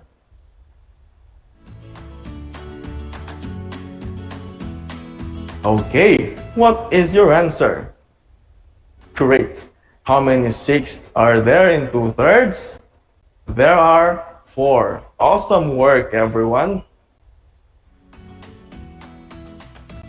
Let us know more about visualizing division of fractions. Let us study the following examples. 5 divided by 1/2 is equal to n. Let us make use of some visuals. We have here a number line which represents 5. It is numbered 0 to 5. If we divide each part by 1/2, how many 1/2 are equal to 5? Let us count.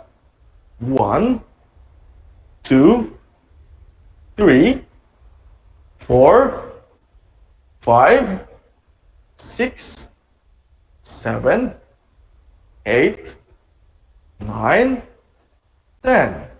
Therefore, there are 10 halves in 5. 5 divided by 1/2 is equal to 10. Let's have another example. 2 divided by 1/4 is equal to n. Let us use again a number line. How many fourths are equal to 2? Let us see. Our number line has 2 parts, 0 to 1 and 1 to 2. Earlier, we have learned that 1 whole is equal to 4/4. Now let us divide each whole part into fourths. How many fourths are equal to 2? Let us count. 1, 2, 3, 4, 5, 6, 7, 8. Therefore, there are 8 fourths in 2. 2 divided by 1/4 is equal to 8. Easy, right? Great job! Now, let us generalize today's topic. Today, we talked about visualizing division of fractions. How do we visualize division of fractions? Indeed, to visualize division of fractions, we can use different representations like illustrations, bars, number lines, or you can even use fraction chart. Great work, everyone! Now let's have an activity. In this activity, all you have to do is to listen to every question carefully. Choose your answer and write it on your answer sheet. And if you are watching live on Facebook, you can comment your answer. Ready? Great! Solve the following word problems using bars. Number 1.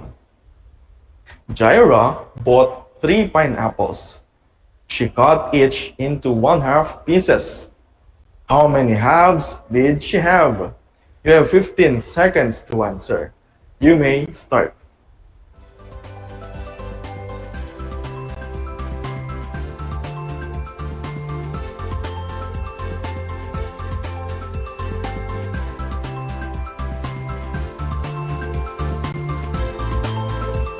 Time's up. What is your answer? If you answered 6 halves, then you are right. Our bar represents 3 pineapples. Our bar will be cut into 3 parts. Each part will be cut into halves. Counting the number of halves, we will have 6 halves. Jaira has 6 halves of pineapples. Number 2. Rico has to pack 4 kilograms of rice in bags that contain 4 kilograms per bag. How many bags will he need to pack the rice? You have 15 seconds to answer. You may start.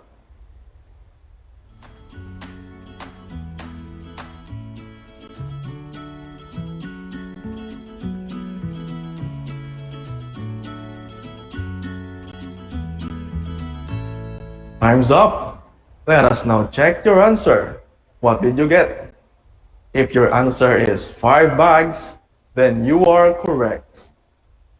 Our bar represents 4 kilograms of rice. It will be cut into 4 parts.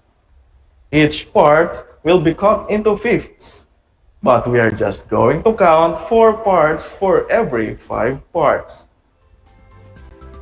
Arranging the bar, we will get to see that there are 5 groups of 4 parts.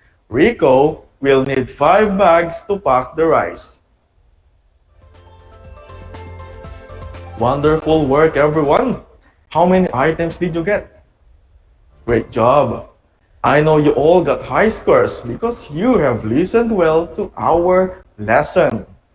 And that you are all math galing. For your post-listening activity, please answer page 88, Math Challenge, numbers 1 to 2 of your book, 21st Century Mathlets. Let us read number 1. Jester has a piece of wood measuring 1 2/3 meters. He needs to cut it to pieces measuring 3/4 meter long. How many pieces of wood did Jester cut? And in number 2, Leslie had 12 1/2 yards of ribbon that she cuts into pieces measuring 3/4 yard long. How many pieces did she have? Break a leg, children. Dear parents and guardians, please provide assistance to your children in accomplishing the activities. Your guidance makes a big difference. Again, thank you so much. That's it for today. Great job, everyone. I hope you learned a lot. I am Sir Daryl Carlo and Di Mayo, your anchor teacher for Mathematics Grade 5 today. Until next time, keep safe and God bless everyone.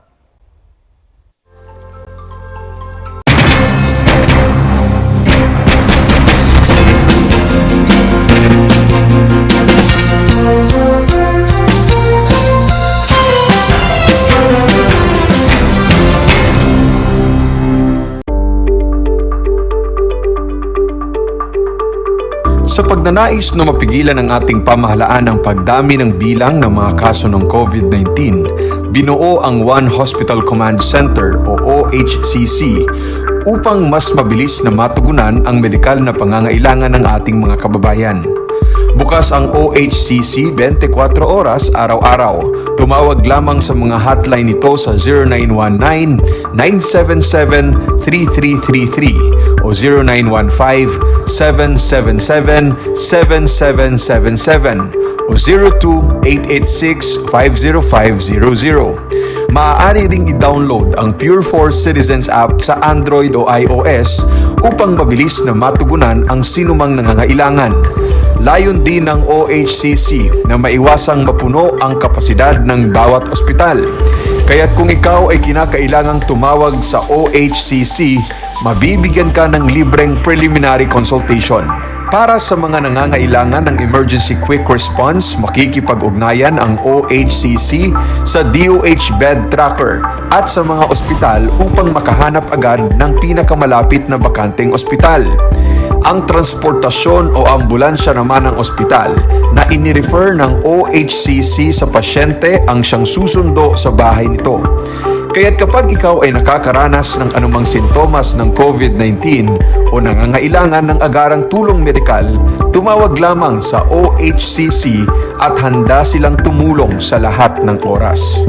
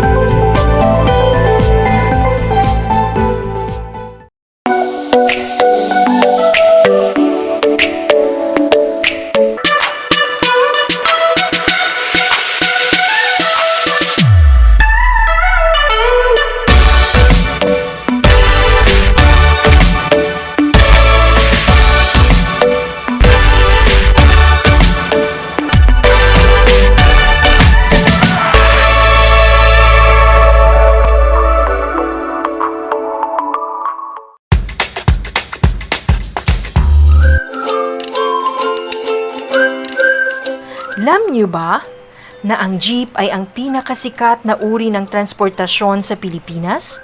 May nagsasabi na ang pangalang jeep ay hango sa salitang jeepy na ang ibig sabihin ay general purpose or government purpose na naglalarawan ng military jeep na ginamit noong World War II. Pagkatapos ng digmaan, iniwan na ng mga sundalong Amerikano ang libu-libong jeep sa kalsada ng Maynila. Ang matibay at makulay na jeepney nga raw ay truly mestizo dahil sa half local at half foreign na katangian nito. Alam nyo na, yan ang jeepney. Kumusta mga giliw kong tagapakinig? Nagbabalik ang inyong paaralang panghimpapawid. Aral TarlakHenyo Sa RTV Tarlac, Channel 26, At sa bayang naririnig sa DZTC 828, Radyo Pilipino Tarlac. Tayo rin ay napapanood sa FB Live ng RTV Tarlac Channel 26. Sumasahimpapawid mula sa bayan ng Pura Tarlac, mula sa bayan ng San Clemente. Mula rito sa Puro Elementary School, Pura Tarlac. sa bayan ng Capas Tarlac. Ako, ang inyong guro, na maghahatid sa inyo ng makabuluhang pagtalakay sa ating aralin.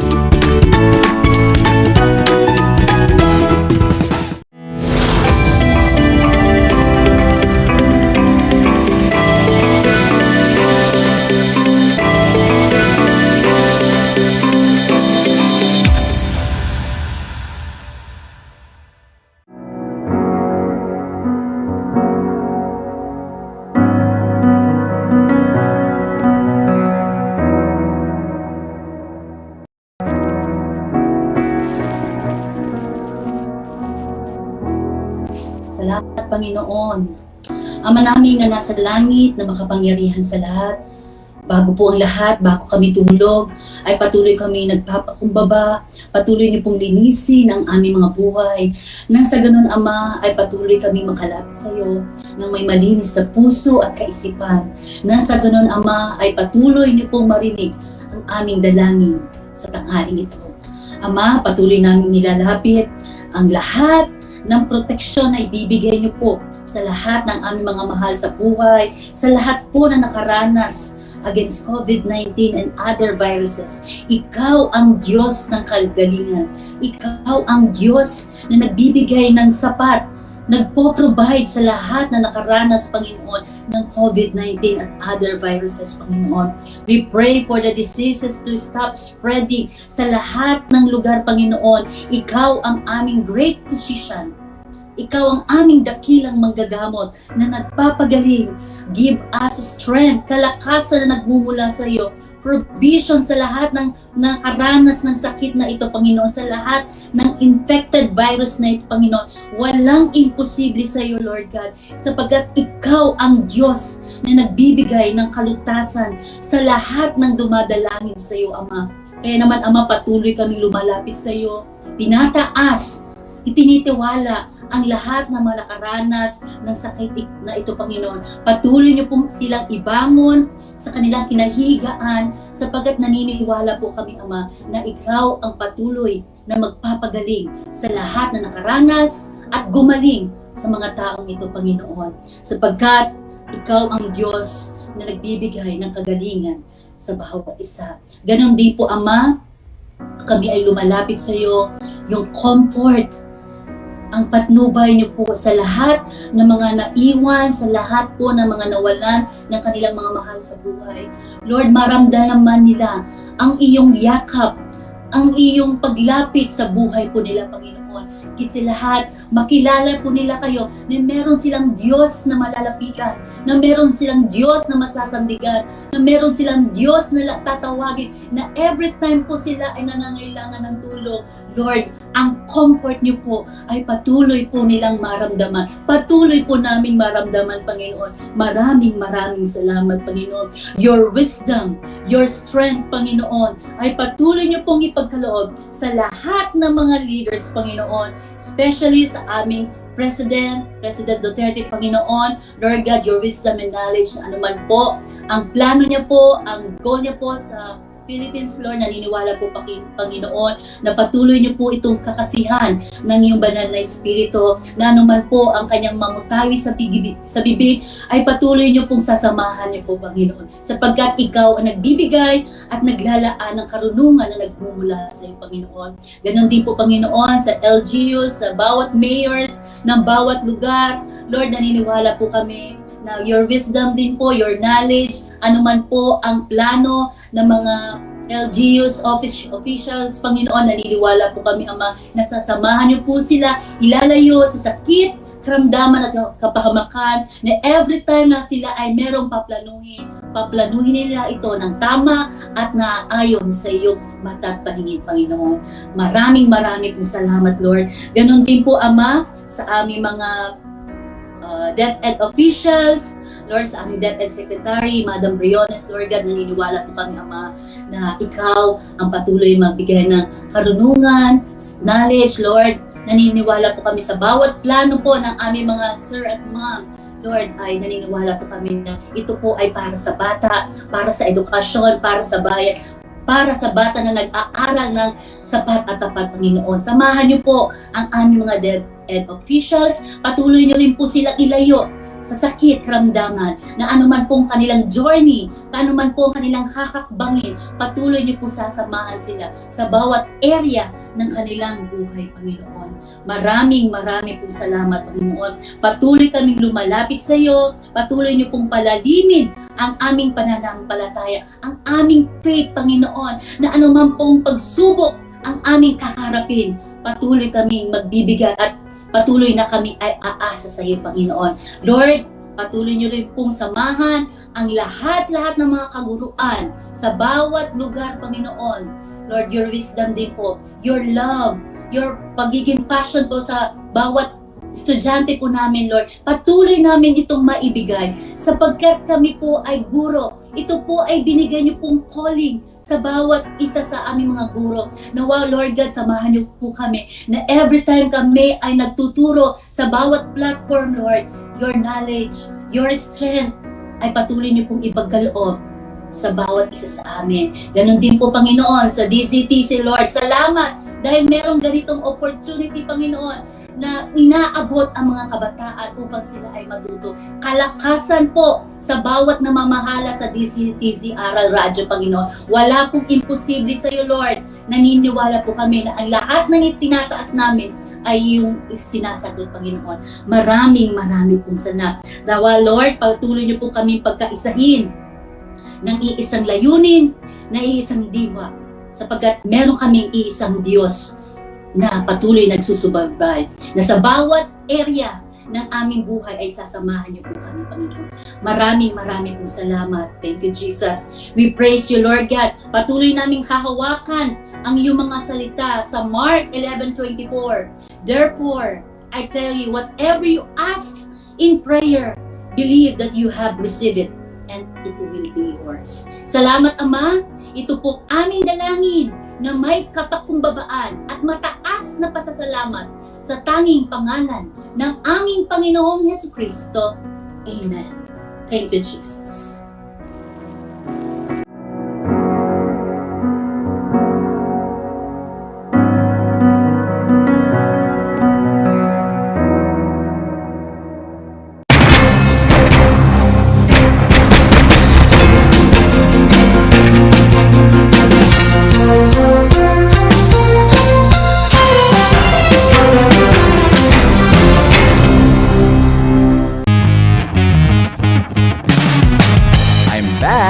This is Sir Z, your teacher broadcaster. Magandang araw, mga kapantas!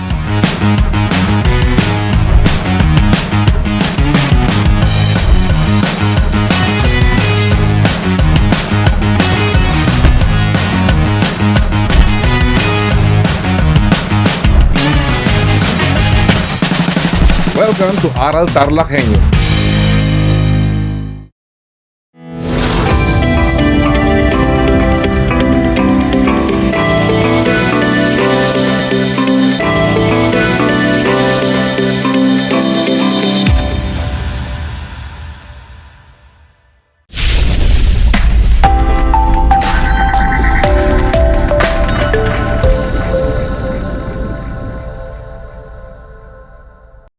Isang madilim na araw sa inyong lahat. Ngayong araw ay isa na namang pagsasama-sama na tiyak na kaalaman ang ating pagsasaluhan. Kasama kayo, mga masisipag na mag-aaral ng ikalimang baitang. At sa mga minamahal naming magulang na walang sawang nakaantabay sa kanilang mga anak sa bawat talakayan. Narito ang paaralang naglilingkod at naghahatid ng impormasyon, ang paaralang panghimpapawid sa Filipino.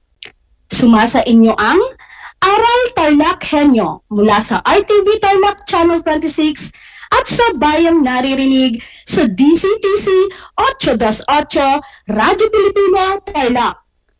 Ako, si Ginang Maria Eloisa Ipaculio, ang inyong teacher broadcaster. Sumasayang papawid mula sa Kamiling Tarlac para sa Filipino ng ikalimang baitang. Samahan niyo ako sa 25 minutong makabuluhang talakayan. Handa na ba kayo sa ating bagong aralin? Bago tayo magsimula sa ating mga gawain para sa araw na ito, mangyari lang na ihanda ang inyong learning activity sheet, ang inyong papel at panulat. Handa na ba ang mga ito? Mabuti naman kung ganon. Siguraduhin lang na nasa komportableng lugar kayo at maayos na naririnig ang ating broadcast. Kamusta mga bata? Kumain na ba kayo? Mabuti naman kung ganon nang maging alerto at makapagbahagi kayo sa ating talakayan. Alam kong handa na ang inyong mga isip upang mas lalong maunawaan ang ating aralin ngayong araw. Halina't simulan na natin!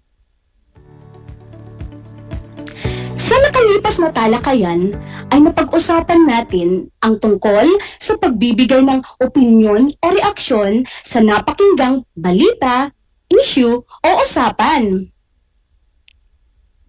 Para sa ating balik-aral, sabihin kung ang pahayag ay opinyon o reaksyon. Isulat lang ang tamang sagot sa inyong sagutang papel. Humanda na mga bata para sa ating unang bilang. Para sa unang bilang, ang sakit na ito ay nagmula sa tinatawag na coronavirus. Batay sa narinig kong balita, hindi lamang tao ang maaaring mahawaan nito, kundi pati na rin mga hayop. Kung ang sagot nyo ay opinyon, mahusay mga bata, tama ang inyong sagot. Para sa ikalawang bilang, oo, at saka meron pa. Malalaman mong nahawaan ka na nito kung nakaranas ka ng mga simptomas tulad mo lang ng mataas na lagnat, pag-ubo, hirap sa paghinga, at marami pang iba. Kung ang sagot nyo ay opinyon, kayo ay tama. Opinyon ang tamang sagot. Ikatlong bilang. Alam mo ba ang bagong balita ngayon sa TV at radyo? Ito ay ang mabilis na pagdami ng kaso ng mga taong nahawaan ng nakamamatay na sakit. At ang tamang sagot ay opinyon. Nakuha niyo ba ang tamang sagot mga bata? Mahusay kung ganon. At para sa ikaapat na bilang, mukhang nakakatakot naman yata yan. Ano ang inyong sagot? Kung ang sagot mo ay reaksyon, kayo ay tama. At sa panghuling bilang, sa aking palagay, mas maganda siguro kung sumunod tayo sa mga utos ng otoridad nang sa ganon ay maprotektahan tayo laban sa dulot ng virus. Kung ang sagot mo ay opinyon, tama kayo mga bata. Nakuha niyo ba lahat ang tamang sagot? Kung ganon, binabati ko kayo mga anak dahil naintindihan niyo ang ating nakaraang aralin. Ngayon, ay humanda na para sa panibagong sesyon. Na ba kayo? Makinig ng mabuti dahil sisimulan ko na ang bago nating aralin. Ang ating aralin sa araw na ito ay tungkol sa pagsasalaysay muli sa napakinggang teksto gamit ang sariling salita. Ngayon mga bata ay may teksto akong babasahin. Handa na ba kayong pakinggan ito? Kung kayo'y handa na, umupo ng maayos at makinig ng mabuti. Maaari niyo akong sabayan sa aking pagbabasa at pagkatapos nito ay sasagutan ang mga pamatnubay na tanong. Ihanda na niyo ang inyong mga kwaderno para sa paglilista ng mga mahahalagang impormasyon na inyong maririnig. Tara at mag-umpisa na tayo. Tignan ang dalawang bata sa larawan. Magkaano-ano kaya ang dalawang bata sa larawan? Kung ang sagot nyo ay magkaibigan, tama mga bata, sila ay magkaibigan. Kayo ba ay may kaibigan din? Kung ang sagot nyo ay oo, mabuti naman mga bata. Siyempre, napakasaya ng isang bata kung meron siyang kaibigan, di ba? Tara, simulan na natin ang pagbabasa. Ang pamagat ng ating kwento ay ang magkaibigang Ana at Lina. Isinulat ni Giselle G. Grande. Ang magkaibigang Ana at Lina ay tahimik na nagbabasa ng aklat sa loob ng silid-aklatan. Kailangan nilang tapusin ang ibinigay na takdang aralin ng kanilang guro sa Filipino. Pagkatapos ng 30 minuto, ay dali-daling lumabas ang magkaibigan. Sa wakas, natapos din nila ang ipinapagawa ng kanilang guro. Nagpasya silang pumunta sa kantina upang bumili ng makakain. Habang naglalakad, ay may narinig silang tila ungol ng aso. Dagli nilang hinanap ang pinanggagalingan ng tunog. Sa dakong hardin ng paaralan, may nakita silang 2 tuta na nahulog sa kanal. Mabilis na tumakbo si Ana upang humingi ng tulong. Nakasalubong ni Ana ang kanilang guro sa PE na si Ginoong Anyo. Sa kanya siya humingi ng tulong. Sabay nilang pinuntahan ang kinaroroonan ng kanyang kaibigang si Lina. Nasa kanal pa rin ang 2 tuta. Tinulungan sila ni Ginoong Anyo na mailigtas ang mga tuta. Tuwang-tuwa ang magkaibigan nang makuha sa kanal ang 2 tuta. Mga bata, nagustuhan niyo ba ang kwento na ating binasa? Kung oo, halina at atin nang sagutan ang mga katanungan. Batid kong nakuha niyo ang mga mahahalagang impormasyon na nakapaloob dito. Kaya ihanda na ang inyong papel sa pagsagot ng mga ito. Maaari kayong sumagot sa pamamagitan ng pag-comments sa comment section ng ating Facebook Live. Kaya kung handa na kayo, simulan na natin! Para sa unang tanong, sino-sino ang pangunahing tauhan sa kwento? Tama! Isa sa mga tauhan sa kwento ay si Ana. Maliban kay Ana, sino pa mga bata? Magaling! Si Lina ay isa rin sa mga tauhan sa ating kwento. Sina Ana at Lina ang mga pangunahing tauhan sa ating kwento. Para sa pangalawang tanong, ano-ano ang ginawa ng magkaibigan sa araw na yon? Mahusay mga bata! Nang araw na yon ay tinulungan nila ang isang tuta. Dumako naman tayo sa ikatlong tanong. Ano ang narinig ng 2 magkaibigan? Kung ang sagot nyo ay nakarinig sila ng ungol ng isang tuta, magaling! Tama ang inyong sagot!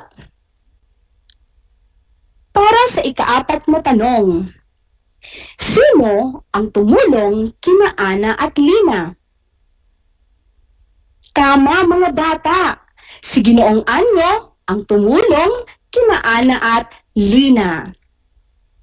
At para sa huling katanungan, kung ikaw ay isa sa magkaibigan, gagawin mo rin ba ang kanilang ginawa?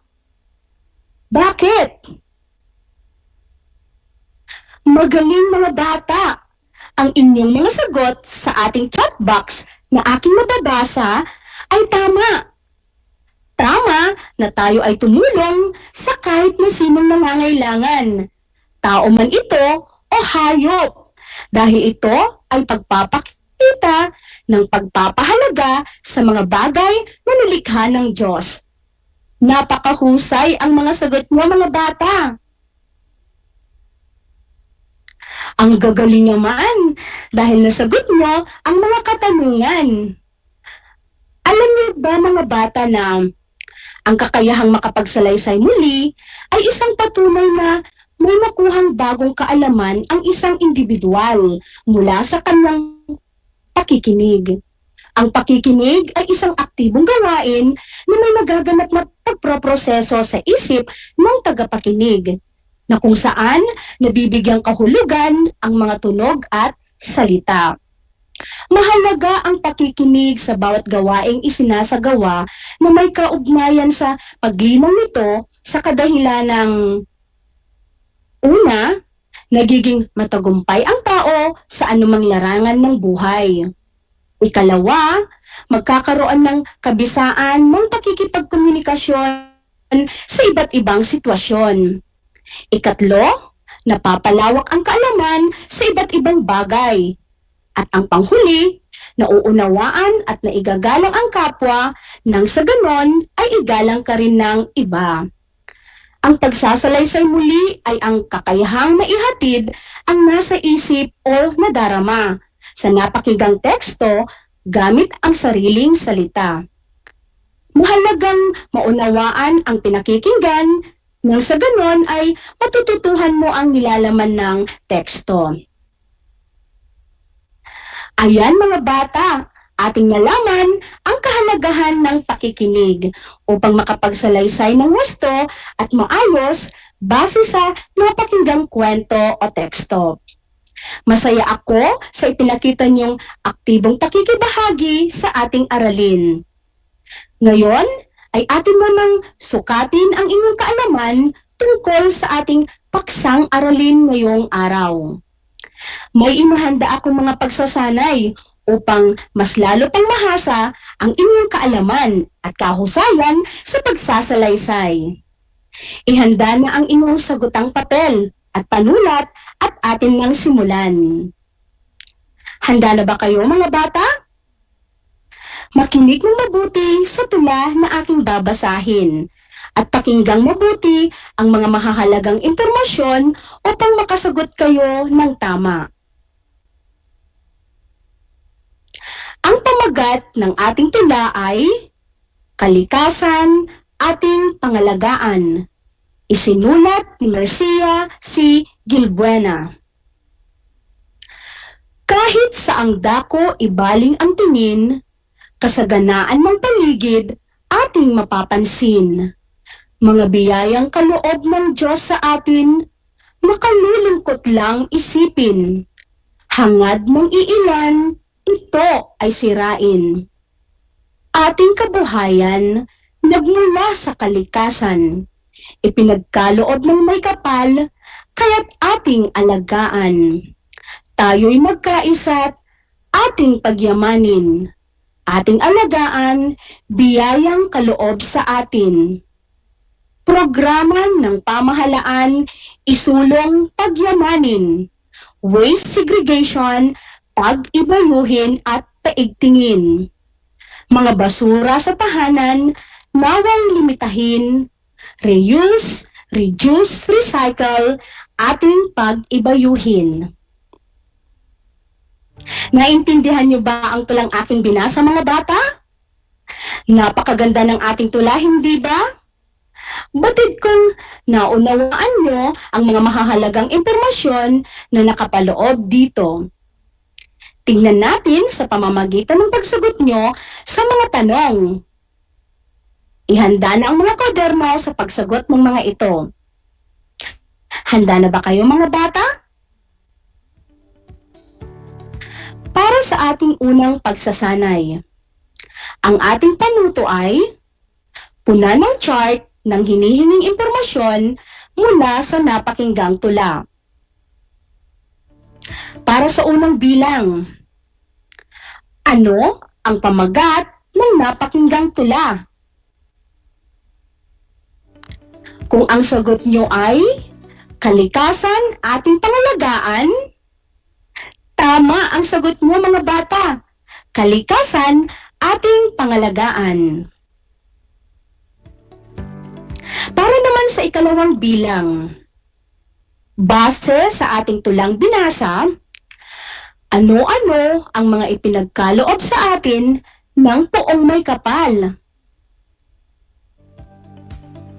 Kung ang sagot nyo ay kalikasan at kabuhayan, tama ang sagot nyo mga bata. Kalikasan at kabuhayan ang mga ipinagkaloob sa atin ng poong may kapal. Para naman sa ikatlong bilang, ano ang tatlong R na dapat nating pag-ibayuhin?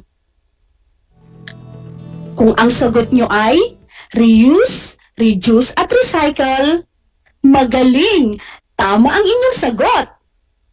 Dapat nating pag-ibayuhin ang 3R o ang reuse, reduce at recycle upang mabawasan ang basura sa ating kalikasan at makatulong tayo sa pagpreserba nito. Para sa ating ikaapat na bilang, sino ang may akda ng tula? Napakahusay mga bata! Ang may akda ng tulang napakinggan ay si Marcia C. Gilbuena. At para naman sa ating huling katanungan, sa inyong palagay mga bata, bakit sa tingin nyo ay mahalagang alagaan natin ang ating kalikasan? Mahusay ang inyong mga sagot mga bata. Dapat nating pangalagaan ang ating kalikasan dahil dito nagmumula ang ating ikinabubuhay at pinagmumulan ng karamihan sa ating mga pangangailangan.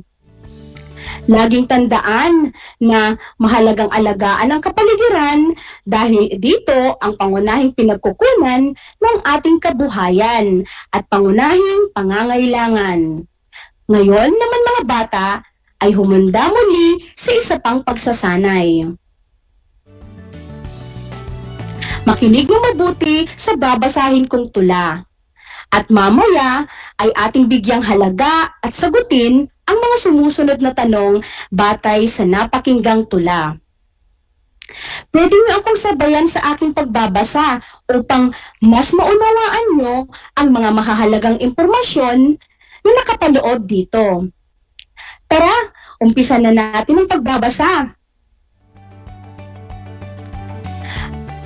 Ang pamagat ng ating tula ay Panginoon. Isinulat ni Celerina P. Balen. Buhay ko noon, sadyang napakahirap. Mga matay naging bulag dahil walang makitang liwanag. Pagsubok sa buhay, hindi makayanan. Kahapisan at kahirapan, hindi maiiwasan. Pagod makatawan, aking naramdaman. Ang ilalim ng puno, ginawang pahingahan. Isang gabi, dumating ka sa aking panaginip. Dala mong pag-ibig, ako'y napaisip. Panginoon, hindi ka ba nawala sa iyong paroroonan? Nagtatanong dahil hindi inaasahan. Sadyang dumulog ka sa akin para ibigay ang pag-asa man din. Pagtitiwala aking gagawin upang buong buhay ko'y iyong mamahalin. Pagmamahal mo'y aking maramdaman, aking puso'y puno ng kaligayahan.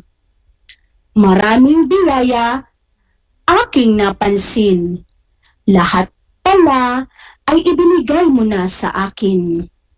Ngayon ko lang naalintana, buhay ko pala'y masagana. Pag-aalaga at pagmamahal, iyong ipinadama sa akin na nawalan ng pag-asa. Sa likod pala ng aking kahirapan, totoong hindi mo ako iniwan.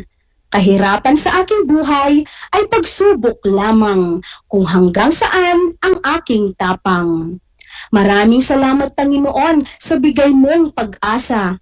Buhay ko ngayon, iyo'y pinagpala. Pagpapatawad mo sa akin, iyo'y ibinigay, dahil ako'y mahal mong tunay. Nagustuhan niyo ba ang ating binasang tula, mga bata? Napakaganda ng tekstong ating binasa, hindi ba? Batid kong nakuha niyo ang mga mahahalagang impormasyong nakapaloob dito. Tignan natin sa pamamagitan ng pagsagot niyo sa mga tanong. Narito ang unang tanong. Para sa unang bilang, ano ang nais ipabatid ng tula? Kung ang sagot nyo ay taimtim na pasasalamat sa Panginoon, mahusay, tama ang inyong mga sagot, mga bata. Dumako naman tayo sa ikalawang tanong. Bakit sinabi ng may akda na ang mga mata niya'y naging bulag? Magaling! Naging bulag ang may akda dahil puro problema ang kanyang palaging nakikita. Hindi niya nabigyang pansin ang mga biyayang kanyang tinatamasa dahil nakatuon ang kanyang atensyon sa mga problema at suliranin niya sa buhay. Para sa ating ikatlong tanong, paano napagtanto ng may akda na hindi siya pinabayaan ng Panginoon? Mahusay! Kanyang napagtanto na hindi siya pinabayaan ng Panginoon dahil maraming biyaya ang dumating sa kanya na hindi niya napapansin noon. Para naman sa pang-apat na tanong, ano kaya ang ipinagpapasalamat ng may akda sa huling bahagi ng kanyang tula? Tama! Ito ay ang pagmamahal at pag-aalaga na ibinigay sa kanya ng Panginoon. Lagi nating tandaan, mamahal tayo ng Panginoon, kaya lagi tayong magpasalamat sa lahat ng mga biyayang binibigay niya sa atin. At para naman sa ating panghuling katanungan, magbigay ng pagkakataon sa iyong buhay na nagpakita ng pagmamahal ang Panginoon sa iyo. Ang inyong mga kasagutang aking nababasa ay napakahuhusay. Tunay ngang ang pagmamahal sa atin ng Panginoon ay walang sukat at walang batayan. Kung kaya't lagi nga tayong pinagpapala at di niya tayo kailanman iniiwan. Kaya lagi tayong magdarasal at lagi natin siyang pasalamatan sa lahat ng biyayang binibigay niya sa atin. Isang leksyon na naman ang ating natapos. Upang mas maunawaan niyo pa ang ating aralin tungkol sa pagsasalaysay muli ng kwentong napakinggan, ako ay naghanda ng karagdagang gawain sa inyong learning activity sheets. Maaari niyo itong sagutan upang mas mahasa pa ang galing niyo sa pagsasalaysay ng napakinggang kwento. Sakali man na kailanganin niyo ang pamatnubay ng inyong kapamilya at guro, huwag kayong mag-atubiling sila ay tawagan upang kayo ay magabayan ng tama. Muli, ay isang makabuluhang talakayan na naman ang ating napag-aralan. Sana ay marami kayong natutunan at sana ay nasiyahan kayo sa ating talakayan. Muli, ako, si Ginang Maria Eloisa Ipaculio, ang inyong guro sa Filipino para sa ikalimang baitang. Lagi niyong tandaan na sa panahon ng pandemya na ating kinahaharap ngayon, laging mag-iingat at alagaan ang inyong mga sarili upang maging malusog at ligtas. Laging tatandaan ang abakada. Ako bibo kasi dapat. Hanggang sa muli mga bata!